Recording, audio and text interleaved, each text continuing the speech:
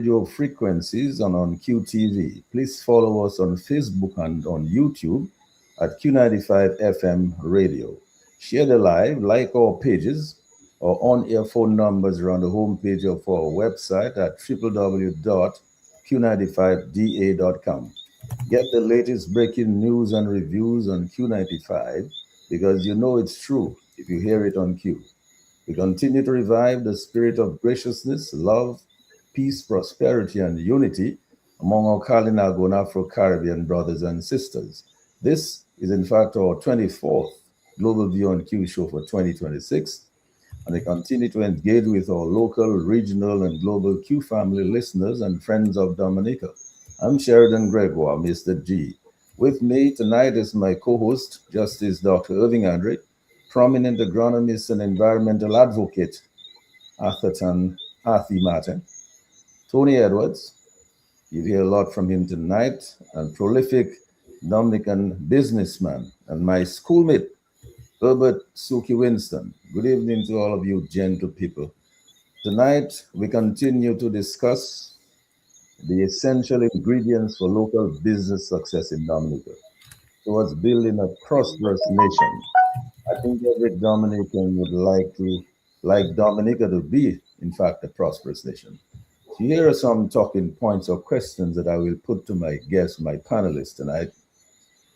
How important is the example of our leaders in the lives of our young people? What satisfaction do youth derive from working hard and smart to achieve their goals? Is there anyone inspiring them to achieve their goals? Should the government assist local businesses to become successful? What policies should be put in place to assist? Are our schools doing enough to nurture students for the future to help ensure Dominica's prospects for the future? What are the essential ingredients for business success? Have these ingredients been eroded? Do our local entrepreneurs receive sufficient support from the government of Dominica? Is government policy the greatest obstacle to stimulating the productive sector? By investing some 80% or so of public resources in social programs, as allegedly may have been done by Venezuela to the detriment of its people? Is our education system doing enough to nurture productive, hardworking citizens? Have Dominicans lost the urge to earn for themselves and for their families? Is the government playing its part in teaching young people to become productive men and women in Dominica? And what role must parents play to ensure that their children depend on the sweat of their brow to be successful? And what lessons can be taught to the young men and women of today and tomorrow? So tonight we look forward to the contributions of Justice Dr. Irving Andre, prominent agronomist and environmentalist Arthie Martin, Tony Edwards, and prolific Dominican businessman Herbert Suki Winston to this topic, the essential ingredients for local business success in Dominica towards building a prosperous nation. So as usual, we invite you, our Q family and friends of Dominica, to help us give our usual huge shout out and a big thank you to our farmers, our healthcare providers, our frontline workers, the police and fire officers, teachers, doctors, nurses, public and private sector patriots, and friends of Dominica at home and abroad.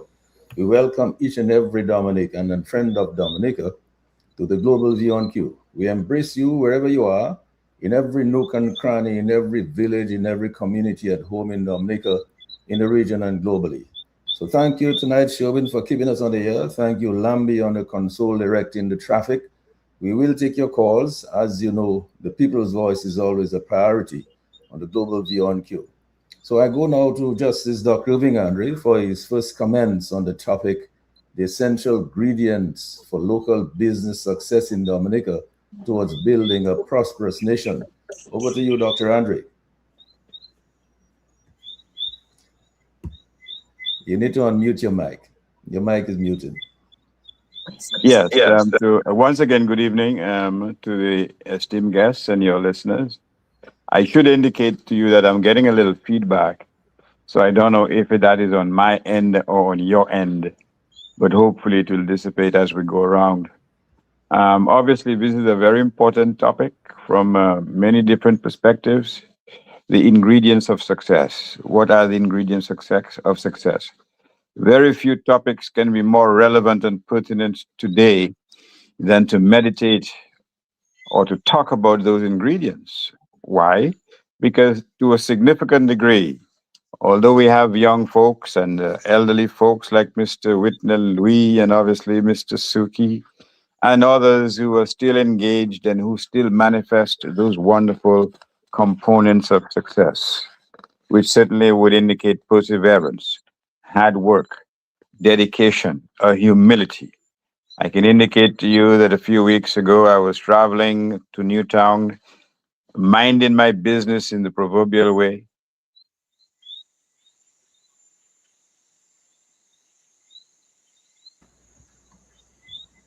Yeah, yeah, Let's put it nicely.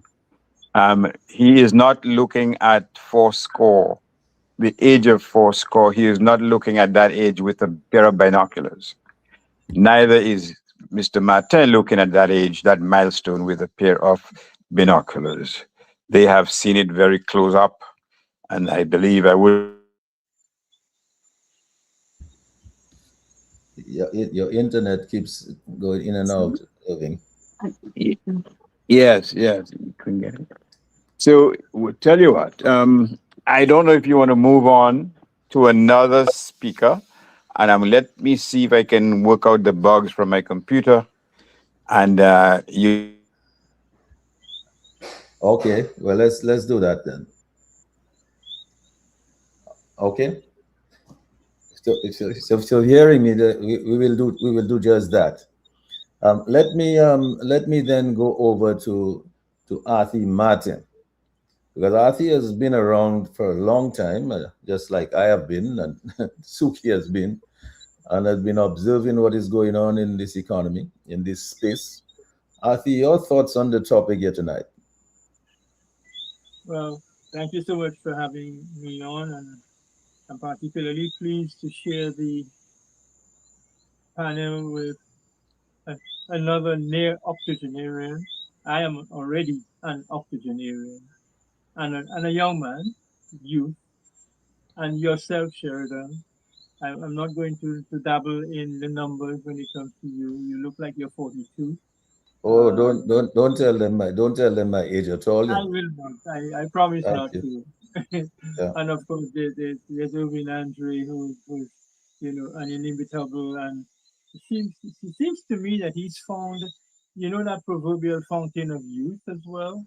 Oh Maybe he's yes. found it and keeps it for himself. That's another matter we need to talk about another time. But Yes. the truth is, um, you know, what makes a country tick, hum? What makes a society go and grow? Evidently, it's the people of the society. So you can have a society filled with all sorts of materials and minerals underneath or above the ground. But if the people of that society haven't come to terms with, well, why are we here? What can we do while we're here that makes a difference, that is a plus? And how can we be sure that we go forward as much as possible without leaving any significant segment of the population behind?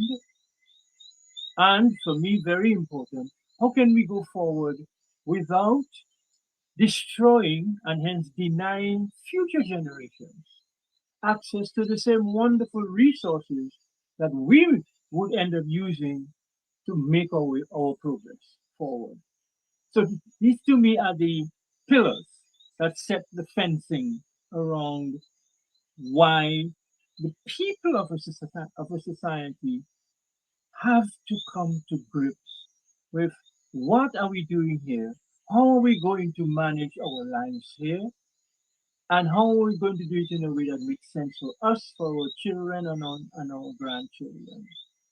Um, and I think there's something you said in your introduction that I would like to flag as the first and probably single most important ingredient that results in the stimulation of a thought process like what I'm articulating, where people think, figure things out, and decide on action.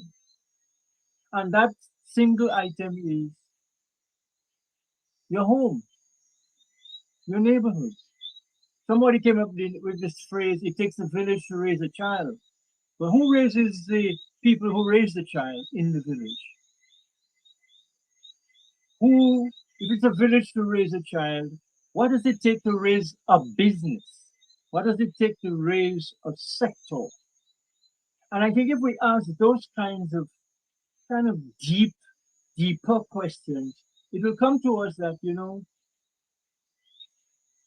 where did I get my first idea that I could take that little toy truck that somebody gave me for Christmas and I could dismantle it, figure out how it works, improve upon it, and put it back together, or dismantle it and not be able to put it back together, but have a lot of spare parts that we will now figure out what else can we do with these things.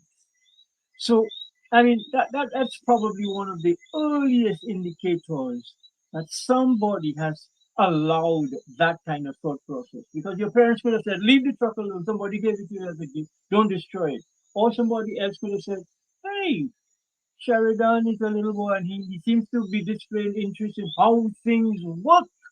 So let's encourage him, etc. So it starts as far back as that. Even when we as children subconsciously observe how our parents take care of us, how our mother holds us, how our father walks with us, how the chores in the house get divided so that everybody has something to do, and at the end of the day, everything gets done, which is basically what the organization of a business is driven by. So I'm suggesting if we want to create, to inspire, to launch the next two generations of persons who will be social entrepreneurs, commercial entrepreneurs, political entrepreneurs, and other kinds of entrepreneurs. We better start now. We better make sure that some sense of a private space for that child is preserved in the place where they are being raised. That's not very easy nowadays because many of the households don't have the space, the income, or the parental time or talent to guide the children.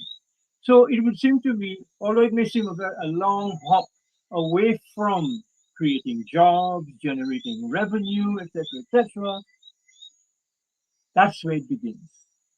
And I end my first input by saying it wasn't too long ago, that Dominica had over 10,000 businesses, registered small businesses. You know where they were? In agriculture. We had over 10,000 farmers registered, borrowing money, investing money, employing workers, harvesting crops, selling crops, generating revenue, creating funding for the public sector, and so on.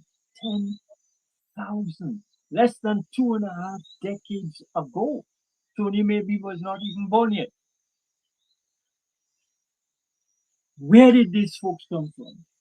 And how did they, many of whom did not have much of a formal education, how did they convert their villages from little wattle and daub houses, little shingle-based houses, to beautiful villages like Maricot, Wesley, Ansley, Calibishi, Wood, and so on and so on?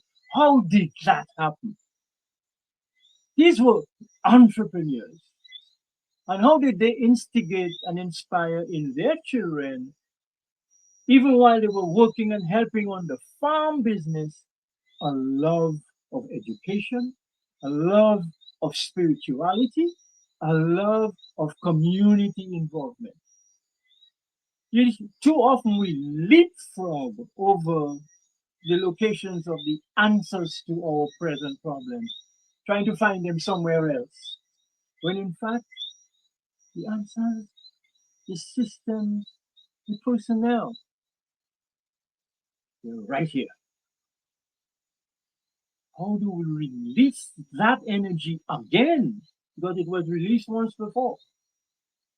And releasing it so that younger ones like Tony and others have a much better chance of converting their dreams into the future businesses of Dominica. That's what I'd like to say at the outset, Sheridan. Thank you. All right, thanks a lot, Artie. Dr. Andre is still, making arranging to log in, so he should be with us in a moment. But I mean, thank you. I appreciate your opening comments there, Artie. Looks like Dr. Andre is coming back on now, so I'll just give him a minute to see if he can set himself up so that he can begin talking to us. But maybe I might take a moment and go over to the mighty Herbert Suki Winston, who's in studio with us tonight. Suki, what about your opening remarks on the topic here tonight? Good evening to the masses. Good evening to listeners home and abroad. And as far as I would say, specifically, a wide listening audience in the state of Iran for the comments that I have received of taking contact with my country, my people, and wishing my people the best in their line of endeavors. Please, O Lord, intervene in the process of enlightening your children to do the right thing. To the wishes of the masses will be respected as to when the time comes that my people will get to the polls and do the right thing. Oh, my dear Lord, how much it actually takes in the engagement of the mind to do and to help the voiceless in doing what is expected in the scientific approach of the election when it does come around. There are some major factors that have to be studied and understood and should be taken not for granted, but pay particular attention, because what we have in front of us in this process of this election may, I would say may, be one of the last of the chances to engage in the democratic principles. I am not too sure that things will go well if the wishes of the people are not engaged in doing the right thing. For so doing, this is the reason why, as early as I start on this program, my whole wish would be to see the reality of an education revolution. This factor here would permit and allow a greater state of political maturity. My people need to be enlightened, not by the gimmicks, not by the handouts, because whatever is engaging will experience a very short existence. May the Lord permit us to carry on our work, to engage ourselves in trying to make a contribution of, as I said, this form of education revolution in this country. If this, and if at all, the permission is not being granted, woe beyond that this may, as the sign sometimes show, that under the principles of a dictatorial system, the voice of the voiceless will increase so significantly that it will be a time that our children, grandchildren, great-grandchildren, if at all the Lord permits the hours for us to be around, will also engage themselves by saying, Grandpa, what we're experiencing today, we were told that it happened in your time. What did you do to alter it? So this is the reason why I'm here this evening, to engage myself in the struggles of enlightenment of my people, the struggles of the implementation of an educational revolution. It needs to be broadened. The period needs to move in the four corners of the country for my people to have a better understanding as to when an opportunity prevails, and for us to be able to get to the ballot under the existing circumstances, which is very frustrating, to say the least. But we, as the people who reap the fruits of our parents, where life had a value, and the definition of life was one that we cherish, and we were able to make use of it, that we would be able to get something out of it, that we would be preparing for the lives ahead of our children and grandchildren. My people, there are certain phrases which my parents got me acquainted to and permit me the opportunity to bring some of them forward. As my old parents said, on no uncertain terms, they never referred to themselves as intellectuals. This is their vision that I and my very close friend, Mr. Macmillan John Baptist, deceased, were under the shelter of the very same parents who nurtured us, who taught us the greater value of life. Let me just say, for the opportunity, as my old parents said to both of us, do not expect more from the world than what you contribute to make it a place of equal opportunities. This could not come from a non-intellectual. Those words could not come from one who couldn't read and write. What we saw and what we valued is the great wisdom that was expressed to us by words. Today,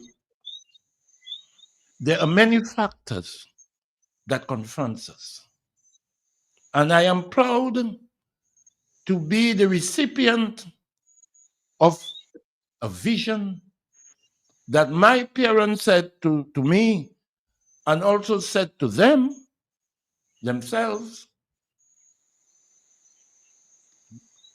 Take it not as you want it, but as it is prepared for you. It was a life that choices, even in the home circles, was not determined by us.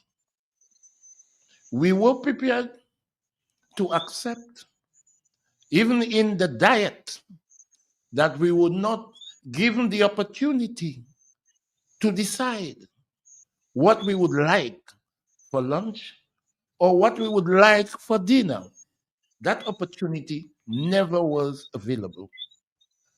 We were trained to accept what was prepared and showed no ill face that it is not something that we like. They were disciplinarians, they love us, they did the best that we can, that they could, and here it is at this particular moment. We too stayed back in the country and make a contribution of by way of our talent.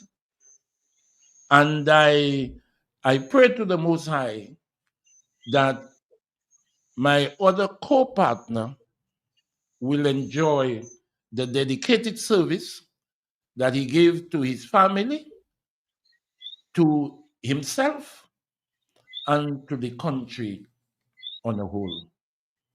Thank you. Well, thank you for those opening remarks here, Suki. Uh, when you come back around for the second time, I'm hoping that you will share with us your journey from where you just started off at the home to where you are today, a prominent businessman in Dominica. I mean, came from very humble beginnings, as you just described. And it would be really a good lesson for all of these young folks, the young entrepreneurs, the young people who are looking to be budding business people to become successful. You might need to share with them that journey so they will understand that the going is not always easy. But I mean, if dedication and commitment and perseverance and discipline and ambition, you know, they get somewhere. So when you come back, you'll probably share that with us. Dr. Andre is having some technical difficulties. He's probably trying to log back in now, and I'm hoping that Sherwin will admit him as soon as he's available. But let me just go over to Tony.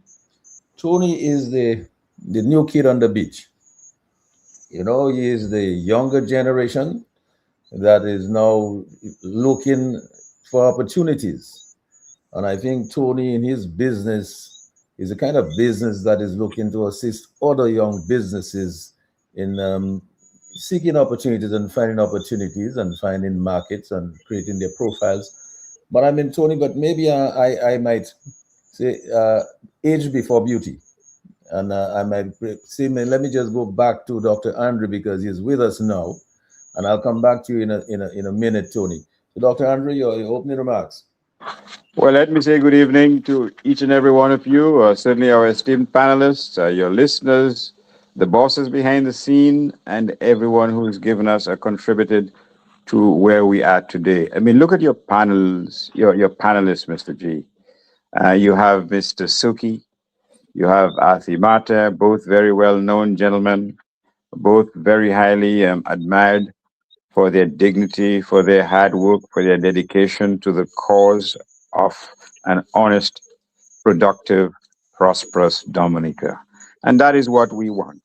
And is it not somewhat anomalous that here you have two elderly gentlemen, although they are full of life, but who have crossed the Rubicon, so to speak, who perhaps could well be relaxing in their homes, enjoying themselves, their family, probably thinking about their passage through life.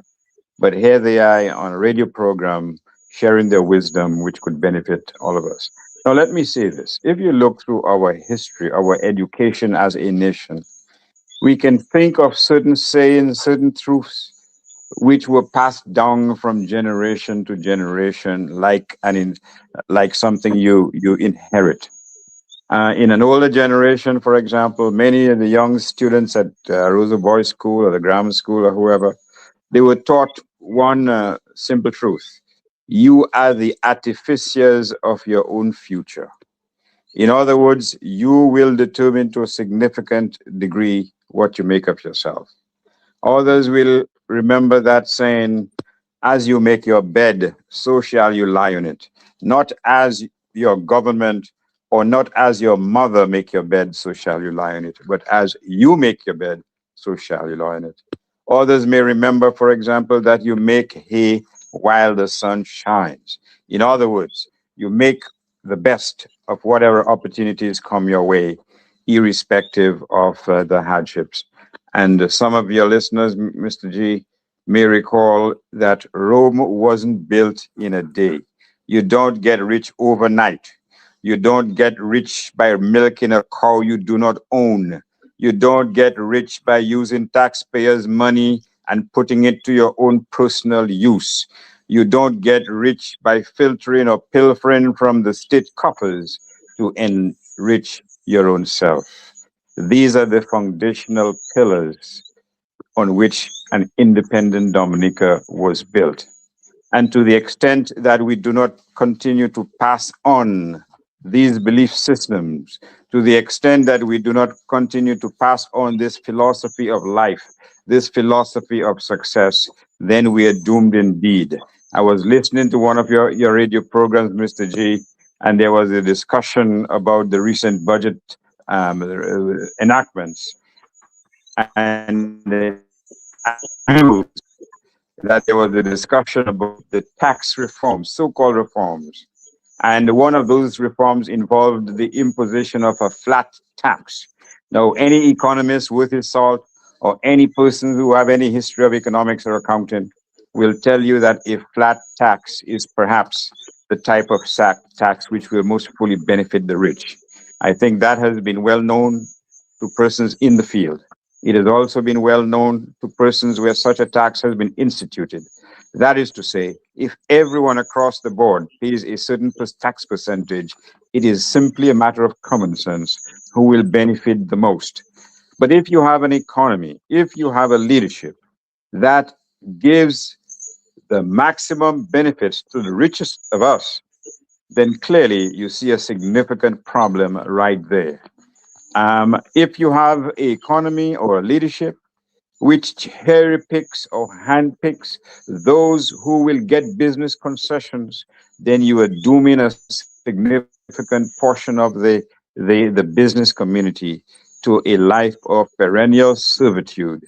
If you have a philosophy where foreigners are given benefits which local citizens do not have, then you are suffocating the business community, although a few may, quite frankly, enjoy some modified success. If you are closing markets to indigenous business and activity and giving them to other persons who may or may not be giving you kickbacks, then in fact you are choking enterprise to death. And the question is, are we at that stage of our life as a nation where we are doing the most harm to our own people and to our own economy? The evidence suggests that is exactly what we're doing. You have people like Suki, you have people like Afi, you have other business persons who've toiled in the wilderness, who've succeeded, but who could have succeeded even more spectacularly had there been an environment, had there been an environment conducive to growth. Now, there are some persons who may say, well, you're talking doom and gloom. But you know that his old saying, Mr. G, those who do not know their history, quite frankly, will be buried in the future. So it's very important that we know what has happened in the past. It is very important we understand the ingredients of success. It is very important to know the reality that we face on the ground today as we speak, because without that knowledge, we will not make any attempts to break through that stranglehold, which has relegated Dominica to the bottom of the heap. This is not doom and gloom. These are facts. These are inconvenient truths that we cannot avoid, because if we avoid them, then we will remain in this perpetual state of dependency, where you was a significant degree, rather than put value to those mangoes that lay rotten along, rather to add value to these grapefruits and oranges, rather than, for example, not using our bananas in creative ways, just like one individual here and there, but as a mission, as part of a strategy to push ahead our not agriculture as the hazardous industry, but Um, as their life. Irvin, can I suggest that you turn off your video and just use your audio? Yeah, maybe it All might right. I hope that just turn I off your said video. Turn off your some kerosene cell phone so that you no, can hear me. no. But What I I'm will saying, end on that note. We need you can you can just try turning off your video. Yeah, and then go ahead and speak. oh, it's off. Okay, The very good. video is off. Better. Okay, I'm hearing you You better can't now. see me. No, So so I'm hearing you. Yeah. probably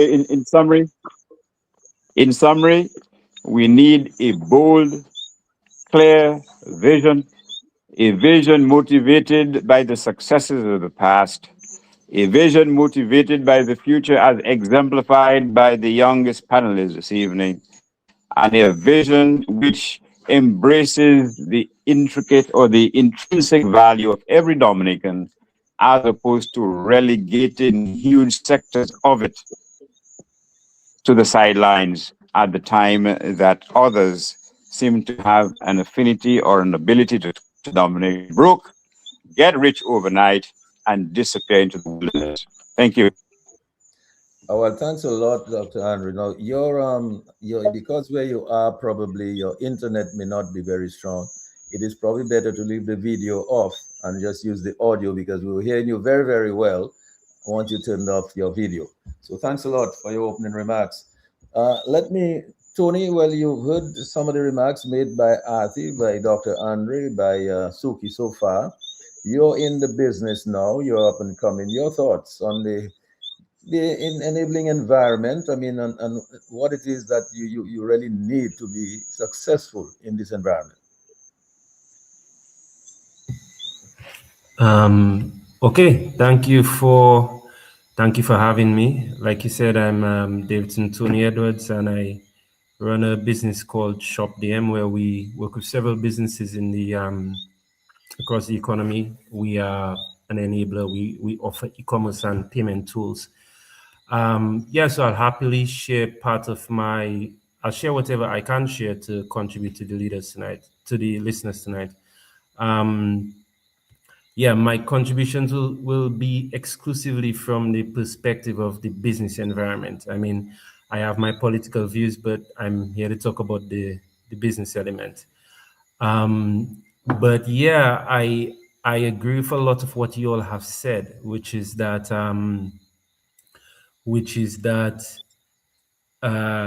in a place like Dominica, for you to first of all take up the mantle of doing business here, and then to exhibit the perseverance necessary, like Suki, to actually be successful in business here, you have to be very driven, and I would say driven beyond simple financial returns. I'd say driven with a strong sense of patriotic duty and wanting to see the country develop. And I can see how that ties across all of the statements from the amazing speakers you brought together tonight. And that's definitely been my story. So I don't want to talk for, I like to be very precise in my statements. But you've given me like a general, opening remarks thing. So I'd say, yeah, like, actually, probably should clarify. Should I talk about my opinion on what would best set up someone starting in the local business environment for success? You can speak about anything you feel like. Okay, I just want to be on topic. Yeah, I mean, okay, so at the highest level, I fully agree that we need to think of things holistically. We need to think about education. We need to think about the environment provided by the government. We need to think about the motivation of people and the family environments that they're brought up in. Absolutely, and that applies across the board. The listeners that are here tonight, well, they are in the environment. If they are considering starting businesses, it's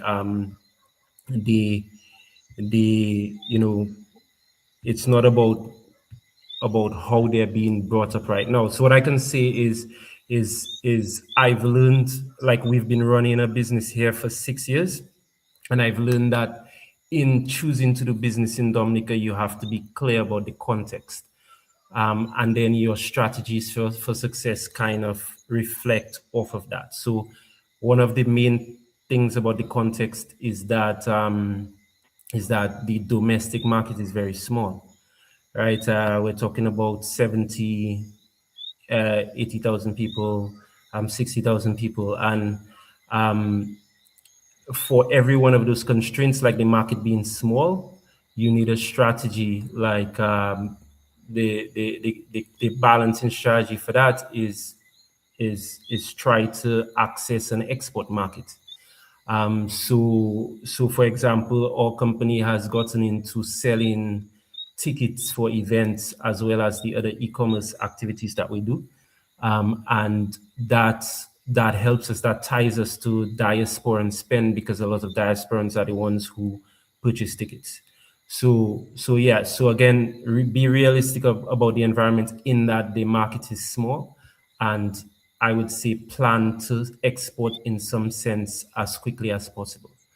Then another part of the environment that has been really relevant is the infrastructure available. Like, in the time I've been here, I've come to realize that it's really one of the defining parts of it being a country being a quote unquote developing country, that there isn't across the board high quality infrastructure available. So Dominica has pretty good infrastructure in some senses. The roads, I know the government has done a pretty good job on the roads. The telecoms are really good. But for instance, with our particular business, there just wasn't payment processing available in a way that was like we run an e-commerce business, and we took about 3 years to just get proper payment processing, right? So that's like an infrastructural issue if you think of doing any form of online business, e-commerce, right? Similarly, if you're a local manufacturer or a farmer, you're going to run up against the lack of exporting infrastructure. So we work with a lot of small businesses, and a consistent issue among the small businesses was just being able to ship their goods to people in the regional market that were interested, that were part of their market, but they couldn't get their goods to them. So I would say be aware of the fact that you're not going to have access to the type of infrastructure that there is in the US or the UK, and plan for that. In our case, we kind of stumbled into the issue, but what we ended up doing is, once we solved the infrastructure problem for ourselves, the payment problem, we turned it into another product, and we are solving it for people across the economy now. So one of the things that we offer is Shop DMP, which basically allows, whether you are an apartment owner, we have people who offer exercise services, they're small manufacturers, and they use our payment tools to do invoicing, to do set up basic e-commerce shops, etc. So what took us 3 years to do, we enable them to do in 3 days now. Another element that's kind of unique about here is and I think that ties more into, let's say what Afi was saying. It's the human resources you may struggle to, for instance, form an effective team here. And and in my mind, that's mainly because of colonial legacy. Like, we still carry a lot of just ineffective ways of working. Once people have power over each other, they act in an authoritarian way. People generally are not bought into the businesses that they're part of, so they're not putting their all into the work. And when I look at businesses around me, because again, we work for lots of businesses, I see either that they are often one-person businesses because they feel like they can't get anyone to work with, or they don't appear to have super effective teams. In our case, we have a very effective team. Even though it's a small team, it's only 3 of us. But I would say probably 80-90% of our success is attributable to the effectiveness of our team. And I would boil that, I would say a big part of it is luck. The fact that myself and my business partner, we knew each other at school and we met up shortly after I returned here. But also the way that we consciously run the business, which is in a respectful, collaborative nature that purposefully pushes against the kind of toxic business culture that is very common here. I would say, yeah, like one bit of advice I constantly give people is team up as much as you can. And if you team up, actively try to work in an effective way with people. And yeah, just maybe the fourth point I will just put in there as a wrap up for my introduction is financing. So regardless of what business you start, you're going to need to access financing to establish the business. There's this concept, well, no need to go into that. The point is you need financing to start the business because you're going to start on day one spending money, and on day one, you're not going to be making money. And it's going to continue like that for a while, potentially. It will potentially be several years until you make as much as you are spending, and the gap that is caused by that will be filled with financing. In Dominica, the main form of financing that you can access is debt, and that's not appropriate for a lot of the businesses that are here. Debt is mostly appropriate for businesses that are operating in established markets with established business models, but more specifically, they have predictable revenue streams, so they know they can pay back the debt. That doesn't apply to, pretty much everyone you really want me to speak to tonight, right? Like they're starting something and they're not, it's not necessarily established. They're doing something innovative, so the market even isn't proven.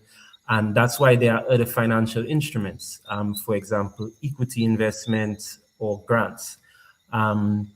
Interwoven in what the other speakers have spoken tonight, and also in the questions you sent me, there is a clear question of, well, what can the government do better?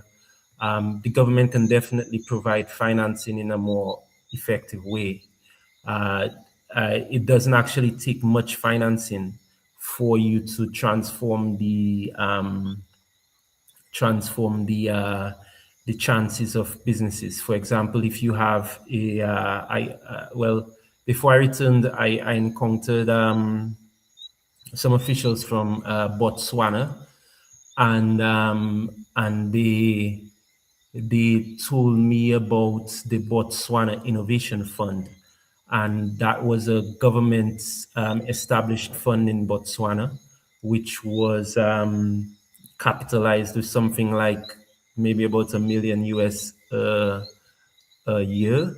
And then there was an independent team that would essentially select maybe 10 businesses every year and then allocate 100,000 US to them, right? Like a program like that dramatically changes the chances of success for business. In our case, the financing for my business came primarily from my savings in the UK, and then moving back here and basically depleting my savings. So self-financing, and secondarily, we managed to raise financing from a core of diasporans and local people who bought into the business. So in lieu of government programs, that is what I'm most bullish on. Actually, aside from government programs, I'm most optimistic about that.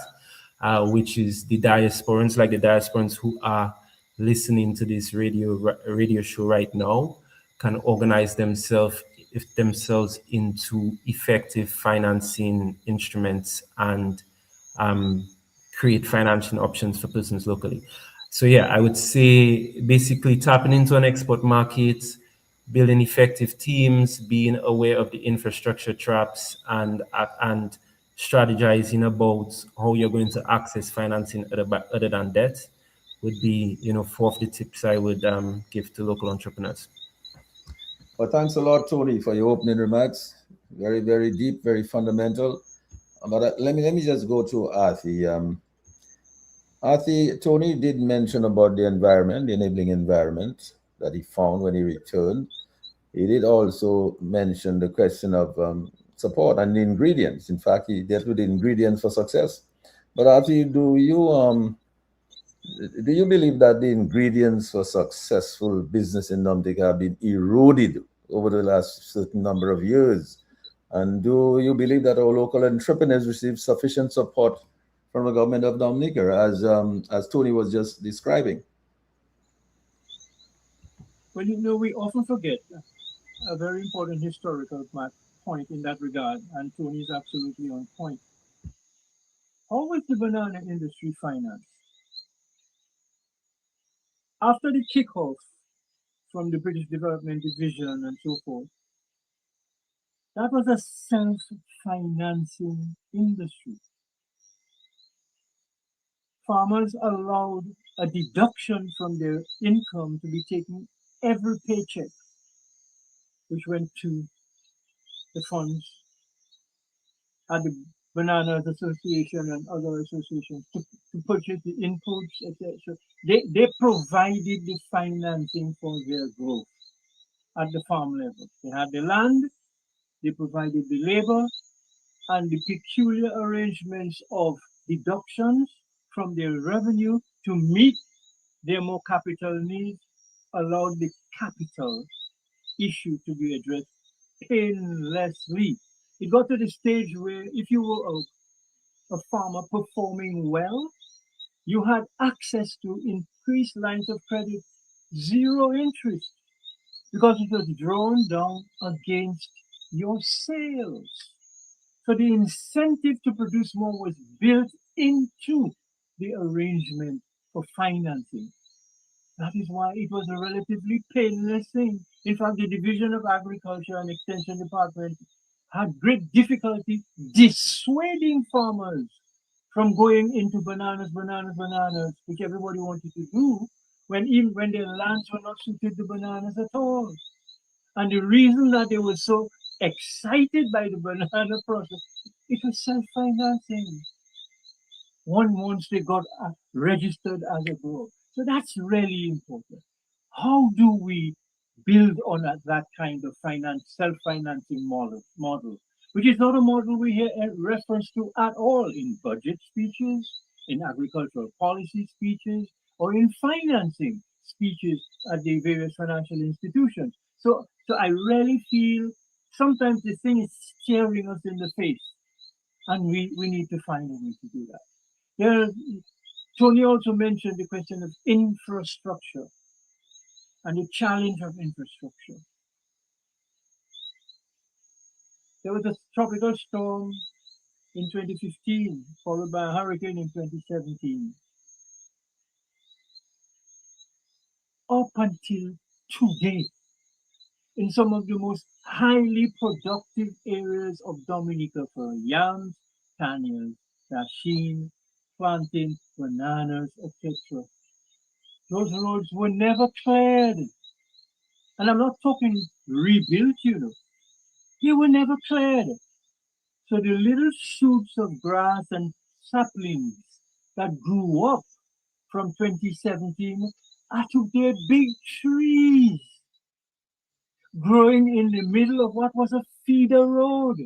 Mont Jean, Rivière in the areas of Brantford, in the east, etc. Farmers were not able to get to their places of work. So, and why is that so? It is so because, frankly, the persons managing and running the national policy architecture, guiding the investment in infrastructure, responding to the national imaging of the country as a producer of things that other people would want, and hence helping spur marketing transactions. These things are in the hands of people who haven't got a clue and frankly have very little interest in doing it. And I can see you, especially over the last 12 to 15 years. So after you lose and you break those bridges over a 12 to 15-year period, how do you restore enthusiasm in people who are now 60, 70, 80 plus years old in your agricultural sector and hence was also the suppliers of products to our local manufacturers like Bello, DCP Colgate. Before it was Colgate, it was DCP and required coconuts and copra.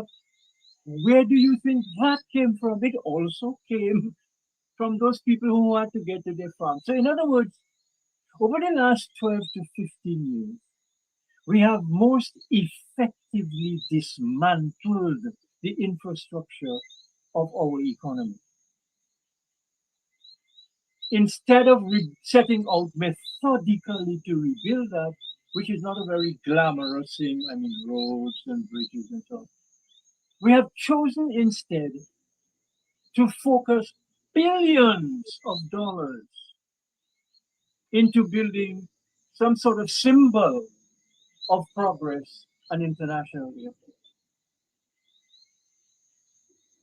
And I really believe this misdirection, misallocation of funds represents a misallocation of brains in the leadership of our country, and not just the political leadership, let me hasten to add.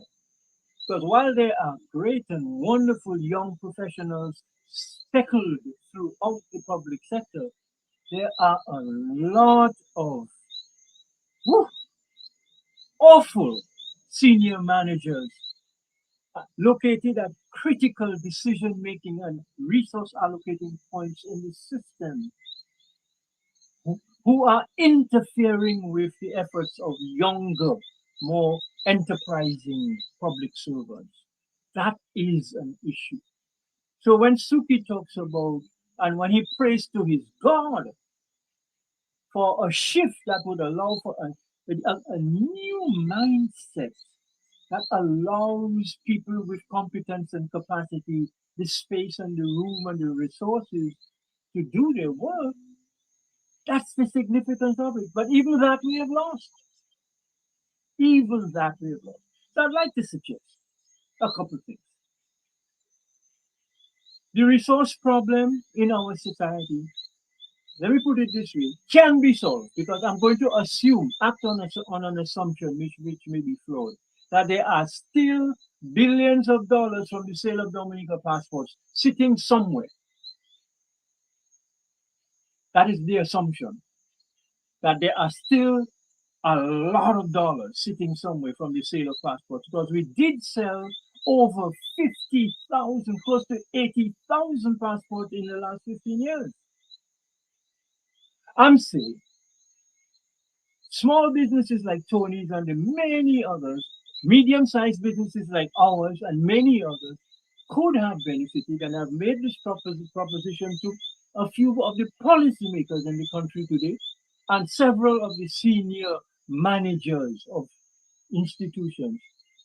Put a chunk of that money into a sovereign investment fund. To go, Tony, they've got people in Botswana call it something else. But that sovereign investment fund has one major purpose, which is to trigger, stimulate activity that is economic, that is sensible and sustainable, and that creates new opportunity for younger entrepreneurs over the next 2 to 3 generations. Those funds could go not into the hands of an individual farmer here and another one day, as we like to distribute fertilizer and houses even nowadays, They go into the institutions, the credit unions, for example, the various banks, for example, and they do two things with that.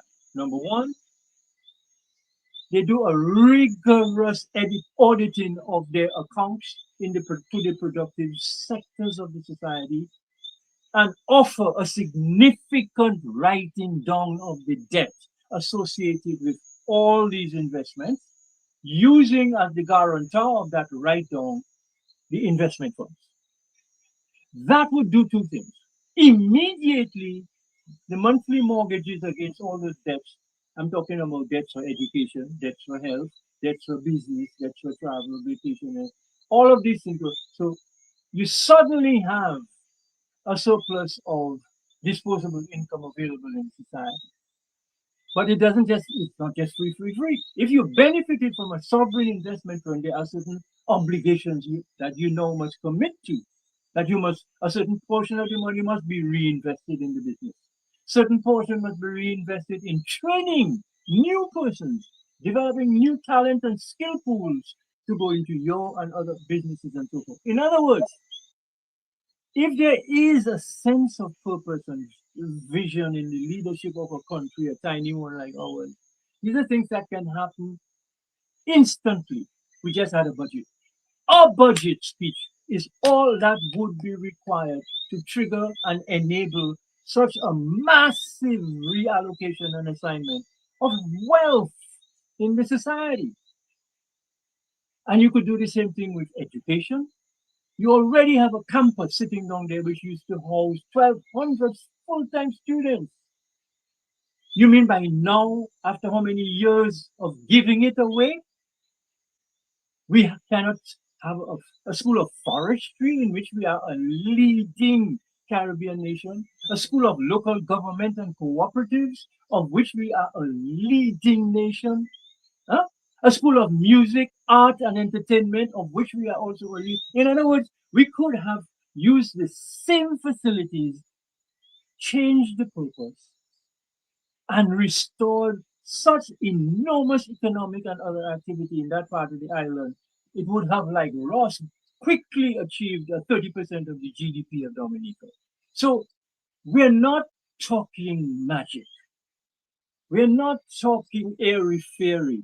We're talking things that can be done today.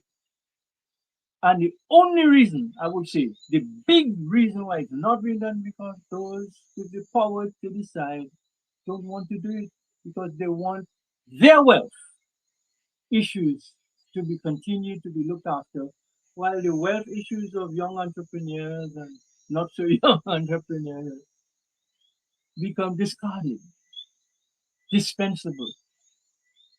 That is what change and new government and democracy is about.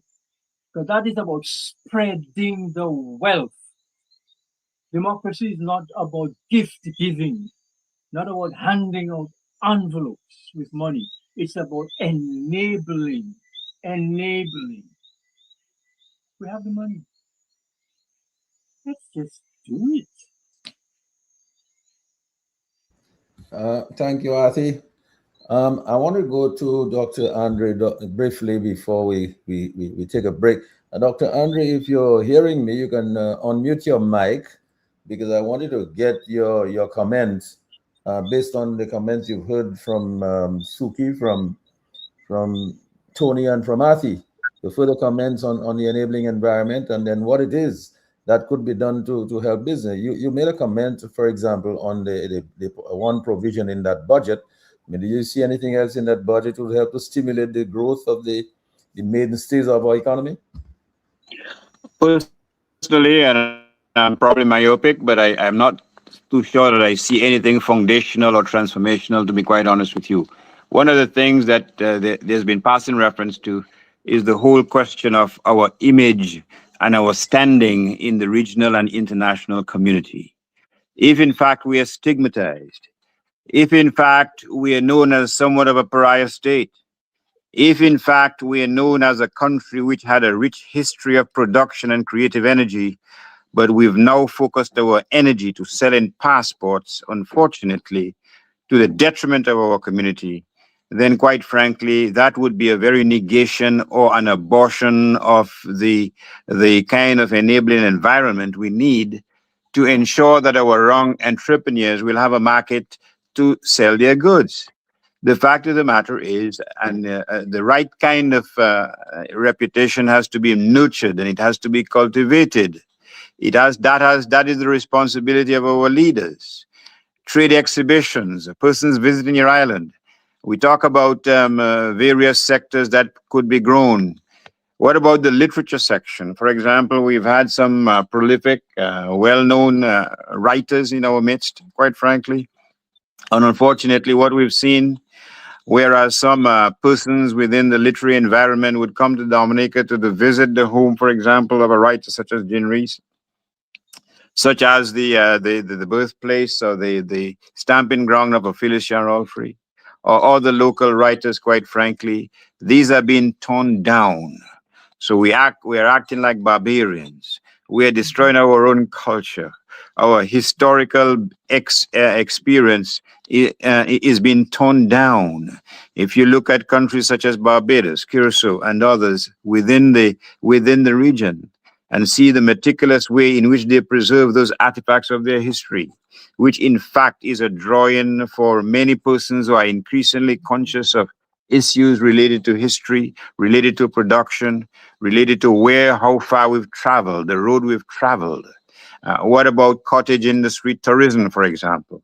It seems that we've run into a block, we've run into a wall in terms of the development of the industry. We talked on the last page about the trail which wheelchair built. Have we added any value to it? We added stations to it to ensure that those who walk that trail, those who do that are safe, for example. We, for example, developed certain of our agricultural products along that wayside. So as persons walk the trail, the production and productivity that is going on in the hinterland. What have use of those attributes that we have? Yes, we can have talent, but to the extent that we have take advantage of those talents, to add to those talents, to have our products to a greater extent they could be enjoyed in different forms by other countries. Why is it that Barbados may not? I say maybe, I'm not sure. Looks like we lost Dr. Andre. His internet is acting up. So Lambi, I wanted to go to you to just before we go to Suki, I wanted to ask you to give the numbers out, and then we maybe take a couple of calls, and then I will go over to Suki for him to get the ball rolling. So Lambi, give out the numbers, and let's see if we can take a couple of calls. The Global View and Q taking your calls at the moment. The numbers are as follow: 449-3095, 449-3096, 449-3097, 616-4257. Those are local numbers. The international or overseas number is 305-432-9624. Let me run those again. 449-3095, 449-3096, 449-3097, 616-4257, 305-432-9624. And we already have a caller on the line, so let's take this call. Caller, please go ahead. Hey, good evening to you, Lambi, and good evening to the panel. I can't remember everybody who's on there, but I just want to say good night and always a great conversation. But I want to add a couple to things to what you guys are talking about in terms of business climate for Dominica. And Afi, good night to you. This is Lennon here. Afi is one of my heroes. But I'm gonna give you guys a simple philosophy. It's nothing complicated. And I like to ask people, if you are doing a business in your community, in your village, in your town? Isn't it the best interest of your business if the people that you are trying to serve have disposable income to be able to buy your goods and services, gentlemen? True. And the reason why I ask is because every time we talk about business, we talk about I'm doing a business, and we fail to realize or acknowledge the fact that for a business to be successful, you need to have consumers of the goods and services or whatever your business is catering to. And if we live in a society where a gentleman or somebody has to make a decision between paying their bills, putting food on and feeding their family, paying insurance and utilities, then obviously our basic human instinct is to do what secures our survival. And in every society, in every generation, and since the beginning of time, man's main decision has always been on how we survive. And I think every time you are under a constant state of survival, it's kind of hard to make long-term plans when you are consumed with how am I going to survive for tomorrow. I say this because when we look at the industrial nations, like some of the countries in the U.S., what drives their economy is the consumption of goods and services. It's not perfect, it's probably a lot on credit, but it's the ability of these people to have disposable income, to be able to make the purchases that are not necessary. They are not needs, but they are wants. And if we are in a society that has been hell-bent on being mendicant, that has been hell-bent on not realizing the full productive capacity of our people, as he said it very, very clear at the beginning. You can have gold, diamond, silver, water, and all the resources in the world. If you do not tailor your human capacity in terms of education, science, in terms of values, and we don't want to forget values, to utilize those resources for the betterment of the entire society, we're going to have problems, gentlemen. And we can see that happening in places like Africa. We can see that happening in places like Dominica, where we've bragged about CBI. And I recently saw that the Prime Minister boasting about $2.3 billion in infrastructure. And I'm asking myself, why haven't we seen that money trickle down into the economy? And it tells you it's because our people, the human resources, the most important capital for any business to thrive, is not fully engaged. And therefore, our people do not reach the full potential of having that purchasing power to sustain business for the long run. And finally, I want to add, I know we've talked about all the issues and problems, but we must never underestimate the importance of having values in a society for our society to grow. If we have a society that, based on corruption, business cannot thrive, or even if it does, it's for only a few. If we do not have a society that's based on honesty, integrity, the respect of a handshake when making a decision, the lack of limited jealousy, envy, hatred, greed, selfishness, we cannot survive in any time or any period without a lead on those human qualities that are destructive to us. So as much as we talk about all the other factors, one of the most important factors in the cohesion of a society is the values we espouse. What kind of values we want for ourselves individually, our families, and our society, so that we can develop. Gentlemen, I'm listening as always, and always a wonderful program. You guys have a good day. Yeah, thank you so much, Lennon. Always on point. Lam, do you want to take another call? Yes. Caller, please go ahead. Hey, gentlemen, blessings to you all. Blessings to you. Blessings. Lambi, Dr. Andre, I am sorry your network giving you issues. Mr. Winston, blessings to you, the young gentleman that is there as well. Blessings to you all. Faith, my friend, blessings to you on Faith. As I usually, in my own assessment, analyzing everything, I see a dictatorship in a nepotistic and fascistic way. And that level of nepotism that elevates a few selectively after thorough investigation and background check and know who you support, who you vote, and what you see on the radio, what you see on Mr. G program.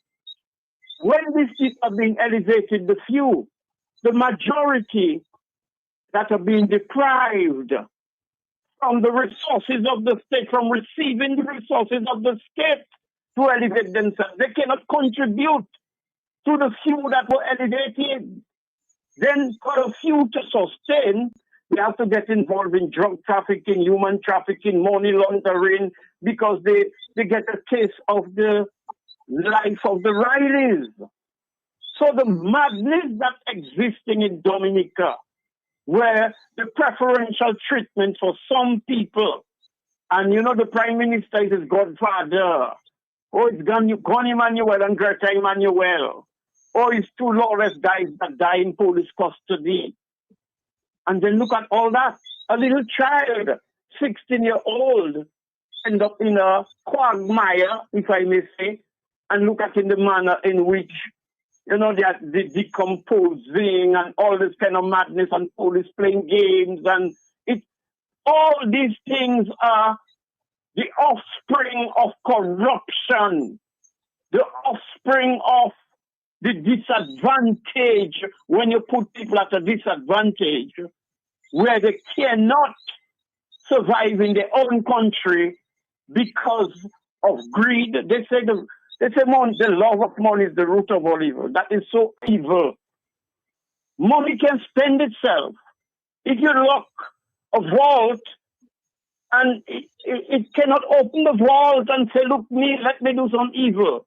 Greed is the root of all evil, not the love of money. That is old slavish mentality. And I'm saying what is happening in this country, the judgment is inescapable and inevitable, because no matter the magnitude of a population or the land mass, that type of governance can only take a country down, and a little piece of speck of dust in the archipelago think it can survive by he will not get.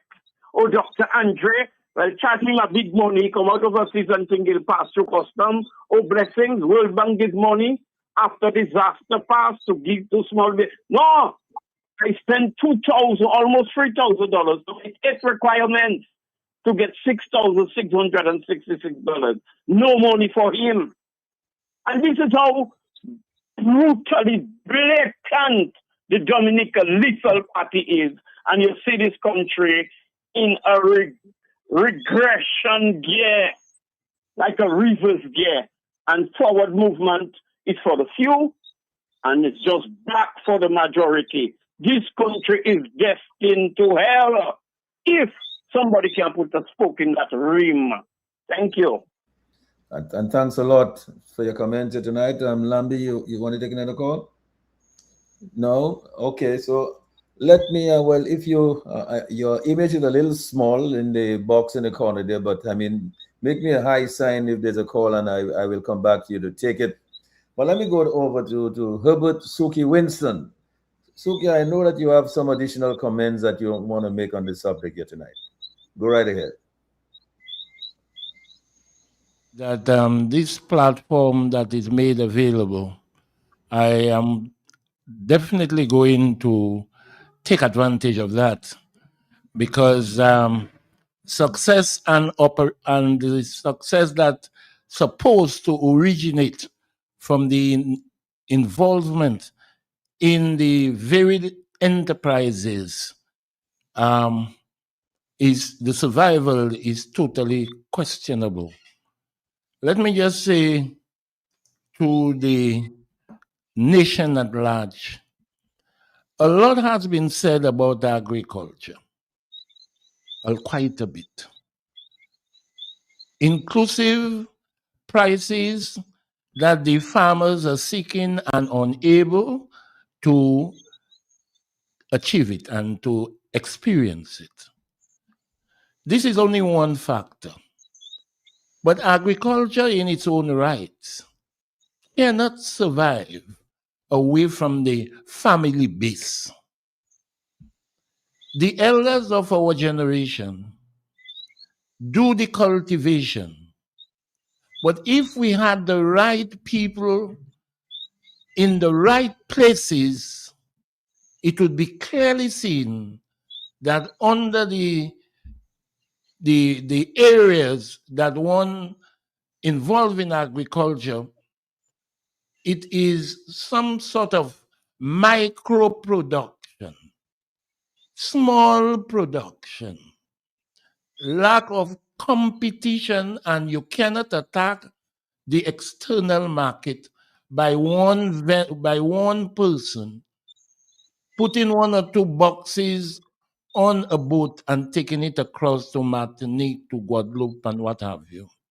Here comes the point now. What is the answer to that? And the answer to that is agriculture on a cooperative system. As long as we do not do what was done in the 50s, where we had a portfolio that deals with cooperative, I can remember Mr. Barry headed that particular sector, we are nowhere. And it is difficult for us to achieve anything significant. Let me just say, it's only short-sightedness that have us to be where we are. If we had proper stewardship, it could be clearly seen in definition that the elders and the more the 50s and 60s who are still able biologically to till the soil, their children would have been able to assemble in an institution where they do marketing. Without that knowledge, marketing, agriculture cannot survive. Because, simple, the producer always feels that his services are being exploited by the vendors. The vendors themselves still feel that whatever price is offered to them, they do not just take a yam or a dasheen and put it in a box and take it to St. Martin. To them and to the farmer, hey, we're selling a pound of dasheen here for $4.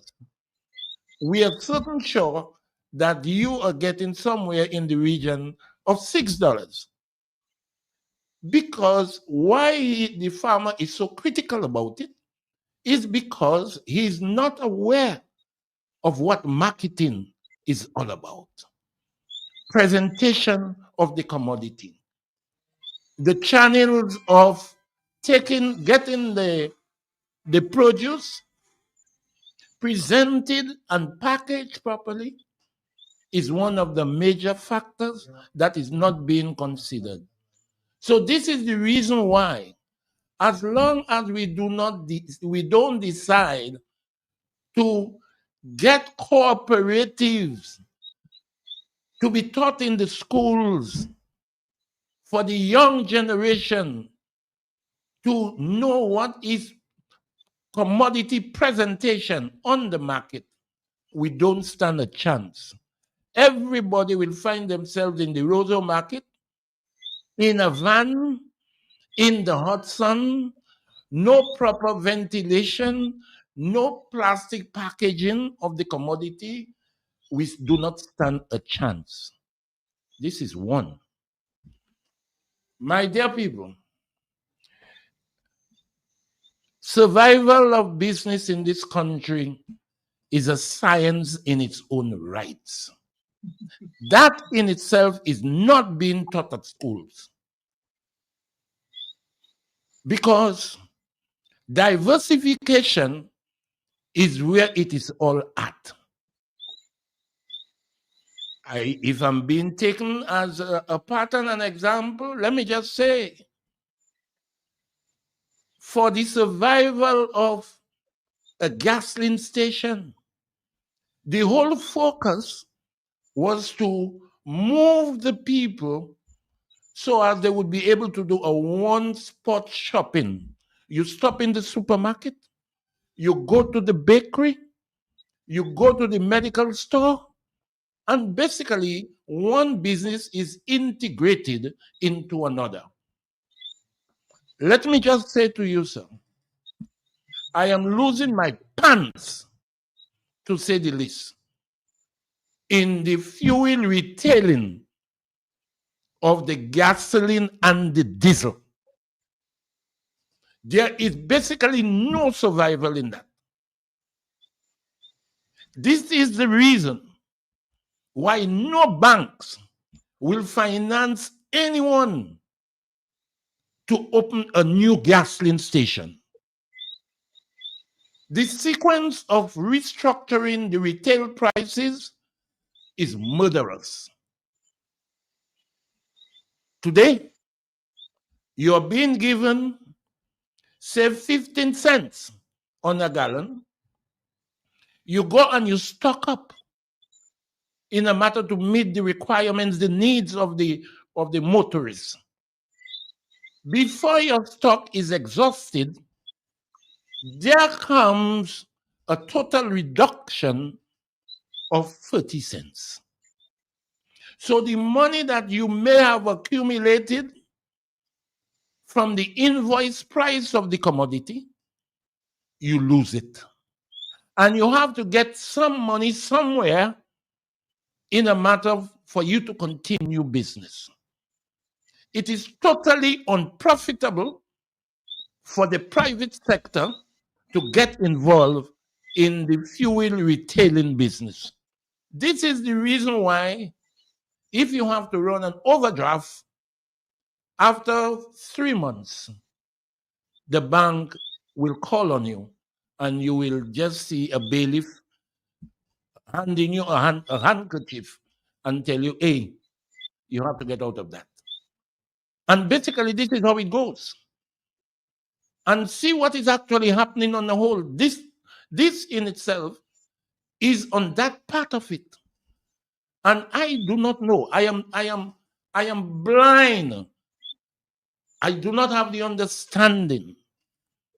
Who is acting on the economics of this country? Who does? Who advises the Minister of Finance? I would like to know, I would like them to make a declaration. Inform me who does. And I would like to have an audience with this person who advises government on the economics of this country. Mr. Prime Minister, I'm giving you a warning. A warning. This thing about you talking about budget. So, you are misleading the people, to say the least. And we want some realistic figures, as I myself do want. I want to know what is the debt, the external debt of this country. I want a methodology to push me forward, to propel me forward, to tell me of the status of the foreign debt of this country. Is it a debt that I will never be able to participate and to pay off? And then my children and grandchildren would be involved in this system? This is frustrating, sir. Please, Mr. Minister of Finance, I am requesting this on behalf of the voiceless. And you see, those are the things that accumulate. This is the reason why at this present moment, there are more people gathering in church at the burial than those that goes to church on a Sunday or a day of adoration. It is a complicated factor, and many of these problems cannot go out overnight. The billions of dollars that you, Mr. Prime Minister, or the Minister of Finance is expressing to the people creates a high level of frustration. Please, sir, go down to convey a message that the ordinary man can understand. We have a problem. And whatever I do today is because of the sacrifices made by me and my family to put 50 cents aside. And basically, sir, the 50 cents have now reached 7.5 cents. My company, my family, purchased the HCS factory at Newtown. Our plan, dual. One, we had the full plan of a model of a plaza. To date, we own the company, the area. But because of the dwindling down of the economy, it would be suicidal to go anywhere further. It's not fair, sir. I have a policy, sir, that whenever I need funds, I work a plan. And if at all, by any given chance, which is very rare, if at all I approach a bank, I then tell you I am looking for a partner. Why? Because what the estimated cost of the undertaking, put it this way, for argument's sake, is $2 million. I would provide $800,000. So therefore, your involvement is $1,200 or $1,200,000. And this is actually how it is. Because I term it to be very risky, exceptionally risky, because population reduces by the day and by the hour. Money is spent to educate the people, but outside of that, sir, there is no guarantee that the mode of education is relevant to what is being taught to the student and whether there is a chance of survival. What the parents normally say to their kids. Uncle wrote me last week.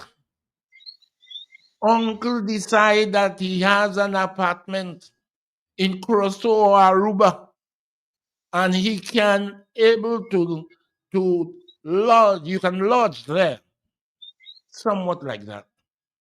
And before the child reaches a semi-matured stage, he feels or she feels the future is in the outside. That is being unfair. Because my tax money keeps the child at school, build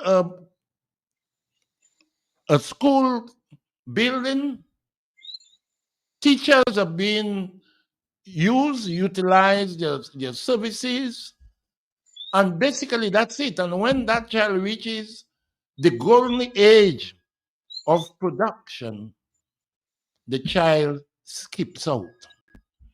Even the government in its own self cannot and have never said to us that 2 years ago or 2 years, 15 or 30 students seek education, schooling outside of the country. Tell us as to how many return. So therefore, what we are doing is to furnish the labor for the foreign entrepreneurship. Where are we? And this is the reason why I am asking the valid question. What is the criteria for one to be a politician? I would want to know. Because what I am seeing, it is very